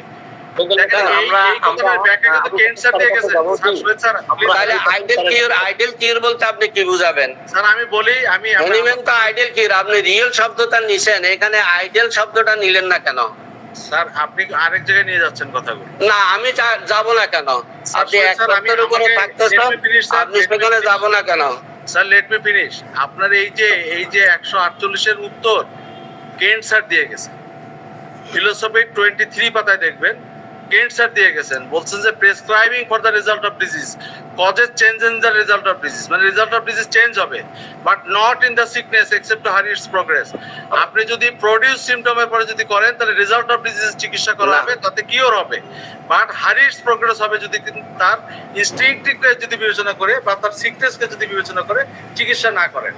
এটা আপনি বলেন যেটা কথার কথা বলে গেছেন, রূপক না, কথার কথা না। এখন আপনারা কেন্ট স্যার এই কথাটা বলতেন না। দুই একটা শব্দ যদি এইভাবে ব্যাখ্যা করেন, দুই একটা শব্দ দিয়ে একটা ফেতিরে দাঁড়াতে পারে। শুনেন, তোমরা নামাজের ধারে কাছেও যাইও না, এটা যদি আপনি বলেন কিন্তু পরবর্তী কথাটা বলেন না, এইভাবে যদি হয় তাহলে সেইখানে একটা ফেতির উপরে আপনাদের কলঙ্কিত হয়। আর গবেষণার নামে যা কিছু করতেছেন এটার একটা প্রিন্সিপাল থাকবে, সেটার উপরে হয় না। এই হলো আমার অভিমত। আপনারা এখন বলেন আপনাদের কথা। ঠিক আছে, সেই মেথড কি কি আছে আমরা একটু দেখতে চাই। গবেষণাল অধ্যয়ন গবেষণা করে এই মেডিসিন গুলো প্রুভিং করেছেন, ক্লিনিক্যালি মানে অবজারভেশন করেছেন, সেগুলো আমরা কিওর ইনকিওর সেটা দেখতে চাই। আমরা অবশ্যই যদি আমাদেরকে সুযোগ দেন আমরা ধাপে ধাপে অবশ্যই শেখাবো। এত বড় বিষয় আপনাদের এই মানে একটা সেশনে তো স্যার সব কিছু জানানো যাবে না, যাবে স্যার? একটা সেশনে কি সব জানানো সম্ভব? আপনারা যদি আমাদেরকে সুযোগ দেন যে হ্যাঁ এটাকে আপনারা প্রমাণ করেন, অবশ্যই আমরা প্রস্তুত আছি জানানোর জন্য। স্যার আসসালামু আলাইকুম। এখন তো অনেক রাত হয়ে গেছে, আমি পুরো আসলে বক্তব্যটা শুনি নাই, মাঝখান থেকে প্রশ্ন করা। সেটা হচ্ছে যে আমাদের যেটা এখন পর্যন্ত গবেষণালব্ধ বিষয়, সেই বিষয়টি কি ওনারা রোগীর উপর প্রয়োগ করতে পারেন? ঠিক কথা। প্রভাব আছে তাদের উপর প্রয়োগ করুক, ওরা কেন ডাক্তারদেরকে ব্যবহার করছে আমি এটা বুঝতেছি না। অত্যন্ত গুরুত্বপূর্ণ কথা বলছেন স্যার, অত্যন্ত গুরুত্বপূর্ণ কথা বলছেন। এই কারণে আমরা স্যারের যে অ্যাডমিনিস্ট্রেটিভ মেডিসিন এটা আমরা ফলো করি না। তাহলে কারটা করেন, কার নীতি ফলো করেন? স্যারেরটা আমরা করেন না? অর্গাননের নীতি ফলো করি। একটা জব করা আমার বলে অর্গাননে এই যে আমরা অর্গাননের যেভাবে অ্যাডমিনিস্ট্রেটিভ মেডিসিনের কথা বলা হয়েছে স্যার, আমরা সেভাবে আপনি আমার কথা শুনবেন তো আগে। আমি জি তো স্যার, বলেন। এই শ্যামল বাবুর সঙ্গে আমি প্রশ্ন করছি, তার সেমিনার বহুবার অ্যাটেন্ড করছি। জি স্যার। ওনাকে আমি বলছিলাম যেটা এখন পরীক্ষা করছেন আপনি, আগে করছেন 16টা ওষুধ, তারপর করলেন 12টা, তারপরে 10টা, এখন আছেন 8টায়। তার মানে কি আপনি জিরোতে যাবেন না আরো কিছু করবেন? এখন তো পরীক্ষা শেষ হলো না, এটা পরীক্ষা করেন, করার পর প্রমাণিত হলে অবশ্যই এটা আমার মানতে বাধ্য, কারণ আমরা তো মানে রুগীকে আরোগ্য করতে চাই। আর আপনি যে পয়েন্ট গুলো বলছেন যে কেন্টের কথা বলছেন, কেন্টের সব কথা গ্রহণযোগ্য না। অনেক কথা আছে তিনি হ্যানিম্যানের বিরোধী কথা বলছেন, উনি মানেনি না। অনেক জিনিস আছে, যেমন আছে ওই যে অ্যাডমিনিস্ট্রেশন অফ মেডিসিনস, ওটা হ্যানিম্যানের সাথে কোনো মিল নাই। সব কথাগুলো তো হবে না, তবে আপনি যেটা বলছেন প্রিন্সিপাল, এইটা হ্যানিম্যানেরই কথা। সেক্ষেত্রে আপনার হ্যানিম্যানের কথা বলে, হ্যানিম্যান যে নাম দিছে সেইটাই মানে হোমিওপ্যাথি, ওটা রিয়েল লাগানো কোনো প্রয়োজন আছে বলে মনে হয় না। সম্মানিত স্যার, আপনি কেনকে যে কথা বললেন, আসলে কেন সম্পর্কে কতটুকু জানেন? এতক্ষণ অনেক কথাই শুনলাম। আমি তো মূর্খ, কিছু জানি না। আপনি বলে কতটুকু জানেন, মানে আপনি বেশি জানেন না। এরকম বলছেন কেন? এভাবে তো বলতে পারেন আপনি কতটুকু জানেন। কেনকে আপনি কি বললেন বলেন তো? স্যার নাসিরুদ্দিন স্যার, এটা কি ব্যক্তিগত আক্রমণ হচ্ছে না স্যার? এটা কি বলেন কেন বললেন? কেনকে কি বললেন? ক্যান্টে উনি বলেছেন, ক্যান্টের সাথে ওনার অনেক দ্বিমত ছিল। কেউ কাউকে কষ্ট দিয়ে কথা বলবেন না কাইন্ডলি। এখানে ডাক্তারদের পরিবেশ। নাসিরুদ্দিন স্যার, এটা কি ব্যক্তিগত আক্রমণ হচ্ছে না? আমি অবশ্যই কম জানি, আপনাদের অনেকের থেকে কম জানি। আমি অবশ্যই কম জানি, কিন্তু না না, কম জানার প্রশ্ন না। শুনেন, 23 পাতায় এই কথাটা বলছেন, এটাকে আমি বলতে পারবো না। এটা তো বলতে চাচ্ছি আমি। এটা বলার মানে কি এই যে আমাকে ক্যান্সারের আত্মপান্ত সব জেনে আমাকে বলতে হবে, আমরা এটাই বলতে চাচ্ছি, তাই না? আমি ক্যান্সারের ওই কথাটা আপনি যদি মনে করেন যে না ঠিক না, যেমন শ্রদ্ধা কাশেম স্যার বলছেন যে না সব কথা নেওয়া যাবে না, তো ওকে ফাইন, ওটা নেওয়া যাবে না। কিন্তু আমি যেটা গ্রহণ করছি সেটা আপনাদের সামনে উপস্থাপন করছি। ক্যান্সার 23 পাতায় এটা বলছেন, তিনি বলতেছেন যে যদি আমি রেজাল্ট অফ ডিজিজের উপর যদি ট্রিটমেন্ট করি, প্রেসক্রিপশন করি, অবশ্যই কিওর হবে, কজ চেঞ্জ হবে। কিন্তু সিকনেসের পরে ট্রিটমেন্ট না করলে হারিস প্রোগ্রেস, ভিতরে ভিতরে এটা বাড়তে থাকবে। এই সেম কথাটা কিন্তু ক্যান্সার হ্যানিম্যান স্যার উনি মায়াজম আবিষ্কারের আগে এই কথাটা বলছিলেন যে আমি ইগনেশিয়া বা ওই যে ব্রায়োনিয়া, নাক্সবম এগুলো দিয়ে আমি অনেক রোগী সারাইছিলাম, কিন্তু পরে দেখছি ভিতরে ভিতরে খারাপ হয়েছে। তারপর উনি মায়াজম আবিষ্কার করলেন এবং মায়াজম আবিষ্কার করার পরে বললেন যে হ্যাঁ এইবার হচ্ছে আমরা প্রকৃত আরোগ্যের দিকে যাচ্ছি। ক্যান্সারের কথা হ্যানিম্যান স্যারের কথা তো একই। এখন আপনি এই কথাগুলো যদি বলেন কথার কথা, এগুলা বলতে গেলে একেবারে সমস্ত কিছু জেনে টেনে বলতে হবে। এগুলো তো স্যার ব্যক্তিগত ভাবে যদি মনে করেন যে না আমি মানুষটাকে হেও করবো, সেটা তো স্যার আলাদা জিনিস। না স্যার, এটা খুবই আলাদা জিনিস স্যার। আমাকে ইনভাইট করে এইভাবে যে হেও করার চিন্তা করবেন, এটা স্যার আমি তো ভাবিনি স্যার। না এটা না, এটা বলতে বিষয়টা পরীক্ষা, এখনো তো পরীক্ষা চলছে স্যার, সরি। এইভাবে আসলে আমি রিঅ্যাকশন আশা করিনি। আমার কথা হচ্ছে যে আমি দুইটা প্রশ্ন করলাম, আপনারা কেউ কিন্তু সদুত্তর দিলেন না। আমি মাত্র 148 আর ফুটনোট 77 এর ব্যাখ্যা চাইছি, আপনারা কেউ দিলেন না। কিন্তু আপনারা এদিক ওদিক চলে গেলেন, কিন্তু ওই দুইটার ব্যাখ্যা কেউ দিলেন না। আমার বোঝা তো ভুল হতে পারে, আপনারা যদি সঠিক ব্যাখ্যা দেন আমি সংশোধন হবো না? অবশ্যই সংশোধন হবো। আমি শ্যামল স্যারের ছাত্র, শ্যামল স্যার যা শিখাইছেন তা আমি 100% গ্রহণ করিনি। কেন গ্রহণ করিনি? যেখানে আমার কাছে মনে হচ্ছে সত্যের বাধা হয়েছে, সত্যের অপলাপ হয়েছে, অর্গাননের বিরোধিতা গেছে, সেখানে আমি গ্রহণ করিনি। আমি শ্যামল স্যারের ছাত্র হয়েও সেটা আমি গ্রহণ করিনি। এখন কেন আপনার সঠিক ব্যাখ্যা আমি গ্রহণ করবো না? আপনারা 148 এবং 77 এর ব্যাখ্যা দেন, আমি অবশ্যই গ্রহণ করবো আপনাদের। আপনারা সেই ব্যাখ্যা না দিয়ে আমি কতটা জানি, আমি কতটা বুঝি, আপনি যে শুনেন চেষ্টা করুন। সদ্য ডাক্তার সাহেব 177, 148 এই সময় অনেকের মুখস্থ নাই, অনেকের ইয়েও নাই। আপনার হয়তো এই দুইটার সম্পর্কে ভালো ধারণা আছে বিধায় সেই কথা বলতেছেন যে 148-এর ব্যাখ্যা আমি চাই। আপনার ব্যাখ্যাটা আপনি দেন, আপনার সাথে আমি একমত। না না, আপনার ব্যাখ্যা আপনি দিচ্ছেন, আপনার ব্যাখ্যার সাথে আমরা একমত না। ব্যক্তিগতভাবে আমি একমত না, কারণ আপনার ব্যক্তিগতভাবে আপনি আপনার ব্যাখ্যা সেটার রূপায়ণ করতেছেন ওইভাবে আর কি। বাজারে ঘি পাওয়া যায়, এখন খাঁটি ঘি, ঘি যেটা হবে সেটা খাঁটি হবে। মানে হোমিওপ্যাথি খাঁটি এবং চিরকালও খাঁটি থাকবে, অর্গাননের সাথে যোগ করা যাবে, বাদ যাবে না। আর যে কাসিম সাহেব যে কথাটা বলছেন, সেই কথাটা বলা হয়েছিল আপনারা যে এখানে গবেষণা লব্ধ থেকে এখন 16 থেকে 12 আইসা 10, 8 হয়েছে, এটা জনসম্মুখে আপনারা সেইভাবে কিভাবে প্রচার করে নিতে পারেন একটা প্রতিষ্ঠিত যে এখানে স্বাস্থ্যের উপর দিয়ে। আর যে কথাটা এখানে আমরা সেইখানে বলতে চাচ্ছি, আসেন যদি হোমিওপ্যাথিক জন্য উন্নয়ন করতে হয় তাহলে সেইভাবে মতামতের উপর নয়, আপনারা আসেন প্রিন্সিপাল কি বলতেছে তার উপর দিয়ে সম্মিলিতভাবে একটা প্রচেষ্টা নিয়ে তাহলে এটার একটা উচ্চতর ধাপে নেন। আর এইভাবে ব্যাখ্যা বিশ্লেষণ করে মূল নীতির থেকে আমরা বিচ্যুত হওয়া ছাড়া আমি অন্য কিছু মনে করি না।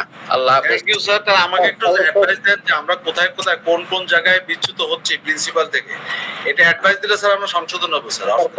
আমরা 2-1 মিনিটের মধ্যে আমরা আসলে আপনি শহীদ স্যার আমাকে অ্যাডভাইস দেন যে এক নম্বর কথা হচ্ছে আপনারা যে কথাটা বলছেন প্রুভিং সিম্পটমটাকে আপনারা একটু ডিনাইডিং কন্ডিশনে নিচ্ছেন। 2 নম্বর কথা যে জিনিসটা হচ্ছে নামকরণের ব্যাপারে আপনাদের সাথে কোনোভাবে এটা হয় না, কারণ হোমিওপ্যাথিতে ভাগ করা যাচ্ছে না। হ্যানিম্যানের হোমিওপ্যাথি এটাই বুঝি, অন্য কিছু বুঝি না। 3 নম্বরে ঔষধের যে একটা স্থবিরতা, আমরা গো ব্যাক থিওরিতে যাইয়া যে অবস্থাটা হচ্ছে, এটাকে আপনি হোমিওপ্যাথিক গবেষণা বা উন্নয়ন বুঝাইতে চাচ্ছেন কিনা আমি এটা জানি না। আমি এটা সম্পর্কে বুঝতেও চেষ্টা করব না, কারণ পৃথিবী প্রগ্রেসিং কন্ডিশনে যাচ্ছে আর আপনারা গো ব্যাক থিওরিতে চাচ্ছেন। যেমন এখানের মধ্যে দিয়ে 8টা মেডিসিন রয়ে গেছে, কিন্তু 8টা মেডিসিনের ঔষধের নির্দেশক লক্ষণ যদি আপনার না থাকে, অন্য কোনো মেডিসিনের কেন নাক্স ভূমিকা সেখানে বলছে বর্তমান জীবন যাত্রার মধ্যে দিয়ে প্রায় 3/1 রোগীগুলি নাক্সের অন্তর্ভুক্ত হয়ে যাচ্ছে। আমরা যে কোনো শরীর কন্ডিশন গুলি ক্যান্টের এত পৃষ্ঠা লেখার মধ্যে সালফার, এই সালফারের মতো ওষুধগুলি নাই। এইগুলি ব্যাপারে আপনাদের মতামত আমাদেরকে একটু জানতে হয়। ঠিক আছে স্যার, আবেগ আর বিজ্ঞান তো এক জিনিস না স্যার। আপনার আবেগকে আমি শ্রদ্ধা করছি।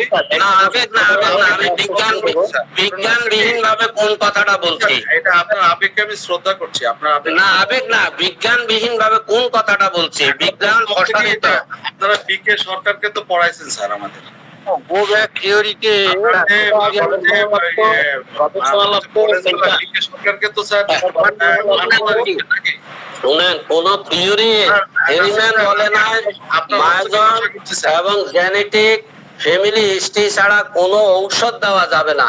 আমরা অতীত রোগের কন্ডিশন গুলি আমরা সেখানে লিখে নিয়ে নেই, এখন সেইখানে আমরা লেখার মধ্যে দিয়ে সব অবস্থা নিয়ে যাই। গো ব্যাক আমরা সেখানেও করে নিয়ে যাই। আর ঔষধের ব্যাপারে গো ব্যাক থিওরি সেখানে ঘাটে না, এটা ফ্রন্ট হবে, ফ্রন্ট শব্দটা হবে, গো ব্যাক হবে না।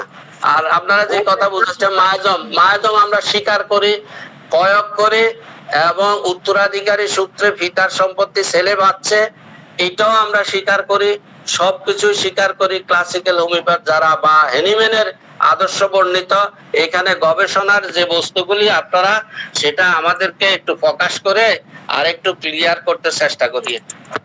অবশ্যই গো ব্যাক আমি মা খেয়েছি,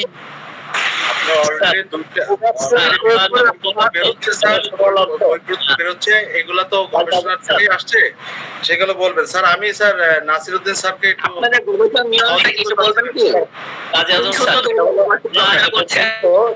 গবেষণা করে আসতেছেন, গবেষণা করতেছেন যে 8টা মেডিসিনের গবেষণা এ পর্যন্ত হয়েছে, কতজন পেশেন্টের উপরে ক্লিনিক্যালি এটা অবজারভেশন করা হয়েছে, কি ফলাফল হয়েছে, A to Z সেই পেপারস গুলো আমরা একটু দেখতে চাই।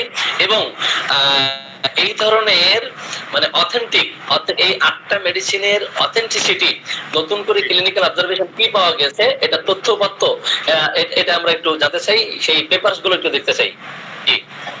ঠিক আছে, আমরা সুযোগ মতো এটা নিয়ে আপনাদের সাথে আলোচনা করব। আমি স্যার আপনার একটা সহযোগিতা চাচ্ছিলাম আমি স্যার একটা জাস্ট একটা স্যার কোড দেওয়ার সুযোগ দেন আমাকে, সামান্য সুযোগ দেন। বলেন। সেটা হচ্ছে যে আমাদের বিকে সরকার স্যারের যে কমিটি অফ অর্গানান, এই কমিটি অফ অর্গানানে কিন্তু বিকে সরকার স্যার নিজেও বলছেন যে হোমিওপ্যাথি 2 ধরনের। আপনারা একটু কাইন্ডলি দেখবেন, আমি বইটা দেখাতে পারতেছি কিনা জানি না। এখানে বিকে সরকার নিজেও কিন্তু আপনার কমিটি অফ অর্গানানে বলে গেছেন হোমিওপ্যাথি 2 ধরনের। এখন আমাদের মানতে কষ্ট হয়, সেটা আলাদা কথা। তো আমাদের মানতে কষ্ট হতে পারে, হোমিওপ্যাথির প্রতি আমাদের আবেগ, ভালোবাসা, শ্রদ্ধা, সেখানে মানতে কষ্ট হতেই পারে। কিন্তু বিকে সরকার স্যারও হোমিওপ্যাথিকে 2 রকমের বলে গেছে। অ্যানিমা স্যার নিজেও বলে গেছেন যে my previous experience, my recent discover. এই শব্দটা অ্যানিমা স্যার নিজেও বলে গেছে।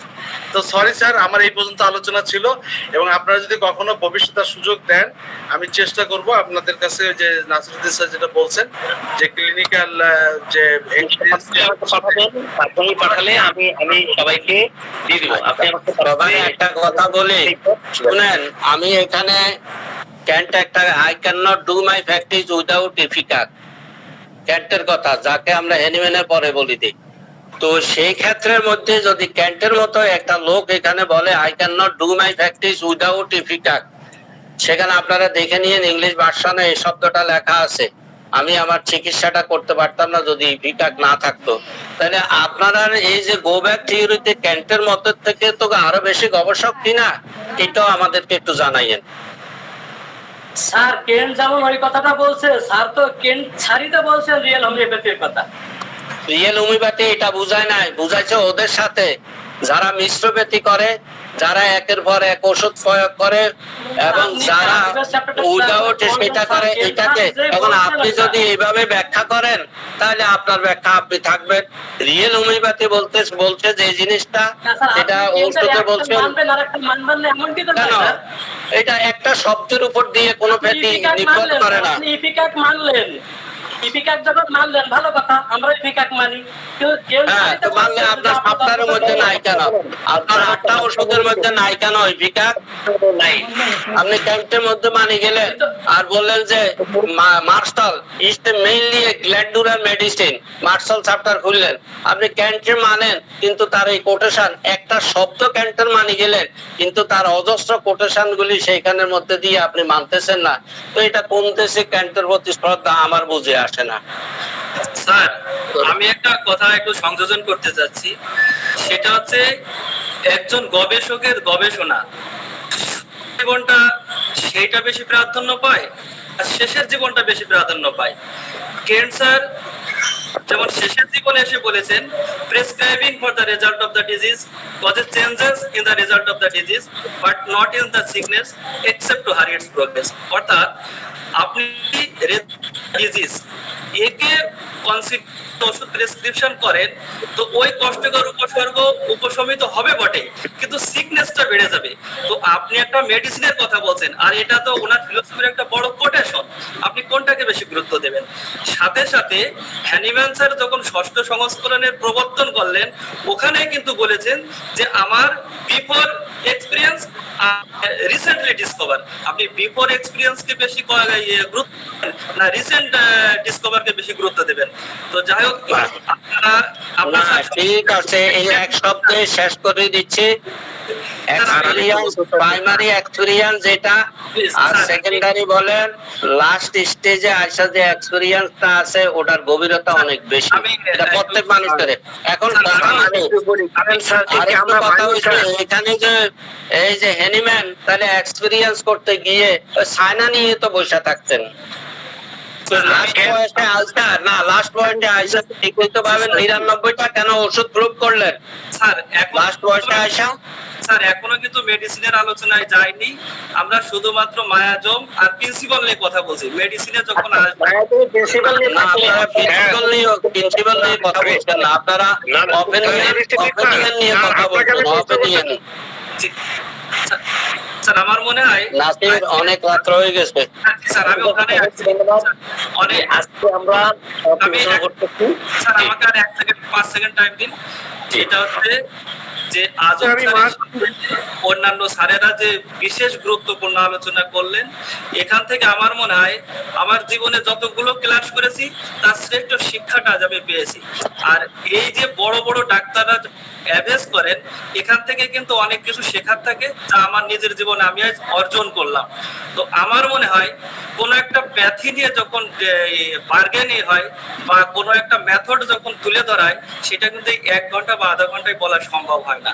আমার মনে হয় এমন সুযোগ যদি আমরা ভবিষ্যতে আরো সৃষ্টি করতে পারি, তাহলে আমার ওই শ্রদ্ধেয় স্যারেরা যেটা বলতে চাচ্ছেন ওটা তো অবশ্যই অনুযায়ী এবং হোমিওপ্যাথির ওনাদের জন্য দাঁড়িয়ে আছি। আজ ওনারা আছেন বলেই আমরা রিয়েল হোমিওপ্যাথি উপর একটা কথা বলতে পারছি। আজ যদি আপনারা না থাকতেন হোমিওপ্যাথি বেঁচেই থাকতো না। তো আপনাদের এই অর্জনকে আমরা শ্রদ্ধা সম্মান জানিয়েই তো আমরা যে কথাটা বলতে চাচ্ছি স্যার, শ্রদ্ধা স্যারেদের প্রতি অনুরোধ যে আমাদের আরেকবার সুযোগ করেন। আমরা বারবার কথা বলি, যদি আমাদের আমরা কোথাও বুঝতে ভুল করি আপনারা আমাদের দিক নির্দেশনা দেবেন, আপনাদের দিক নির্দেশনায় আমরা চলবো। আমরা চাই সঠিক হোমিওপ্যাথি হতে, আমরা চাই সমগ্র বাঙালি জাতিকে একটা সুস্থতা উপহার দিতে। স্যার আপনাদের জ্ঞান গর্বকে আমি সম্মান পূর্বক আরেকবার যে চেষ্টা করেন স্যার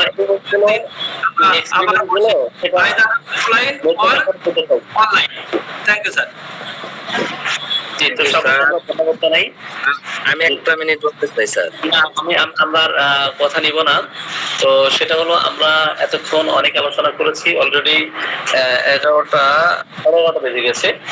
তো আমরা আসলে প্রত্যেকেই কম বেশি এখান থেকে কিছুটা ধারণা পেয়েছি যে আসলে আংশিকভাবে আঙ্গিকভাবে পার্টলি আসলে কিছু মানা আর কিছু না মানা, এটা অর্গাননকে ফলো করা নয়, এটা হ্যানিম্যানকে ফলো করা নয়। তো এই জন্যই আমরা চাই যে সমস্ত মেডিসিন ক্লিনিক্যালি এবং প্রুভিং হয়েছে, তো সেটা সামষ্টিকভাবে একটা গবেষণালব্ধ মেথড থাকতে হবে। সেই মেথডের আলোকে পেপারস থাকতে হবে। সেই পেপারস যখন আপনি সাবমিট করবেন, তো আমরা এগুলো দেখব এবং কিভাবে সেগুলো পর্যবেক্ষণ করা হয়েছে, ক্লিনিক্যালি করা হয়েছে সেটা আমরা দেখতে চাই। কোনো পেপারস থাকলে এবং যে সমস্ত রোগীকে ক্লিনিক্যালি মানে অবজারভেশন করে আরোগ্য করা হয়েছে সেগুলো দেখতে চাই। একটু আমরা আজম স্যারকে জেনেছি যে উনি আমাদেরকে এই মেথডটা দিবেন। তো আমরা কথা না বাড়িয়ে আমরা আজকের মতো আসলে আলোচনা এখানেই শেষ করছি। সকলকে ধন্যবাদ জানাচ্ছি। আর দীর্ঘক্ষণ যারা সময় দিয়েছেন এখানে তাদেরকে ধন্যবাদ জানাচ্ছি। আগামীতে এই সেশন যদি আমরা দ্বিতীয় পর্বে এভাবে করতে পারি আবারও ইনভাইট করবো আপনাদেরকে। তো আমরা আজকের মতো আর সময় কেবল না করে এখান থেকে বিদায় নিচ্ছি। আসসালামু আলাইকুম ওয়া রাহমাতুল্লাহ। সবাই ভালো থাকুন, সুস্থ থাকুন। ওকে, গুড নাইট স্যার।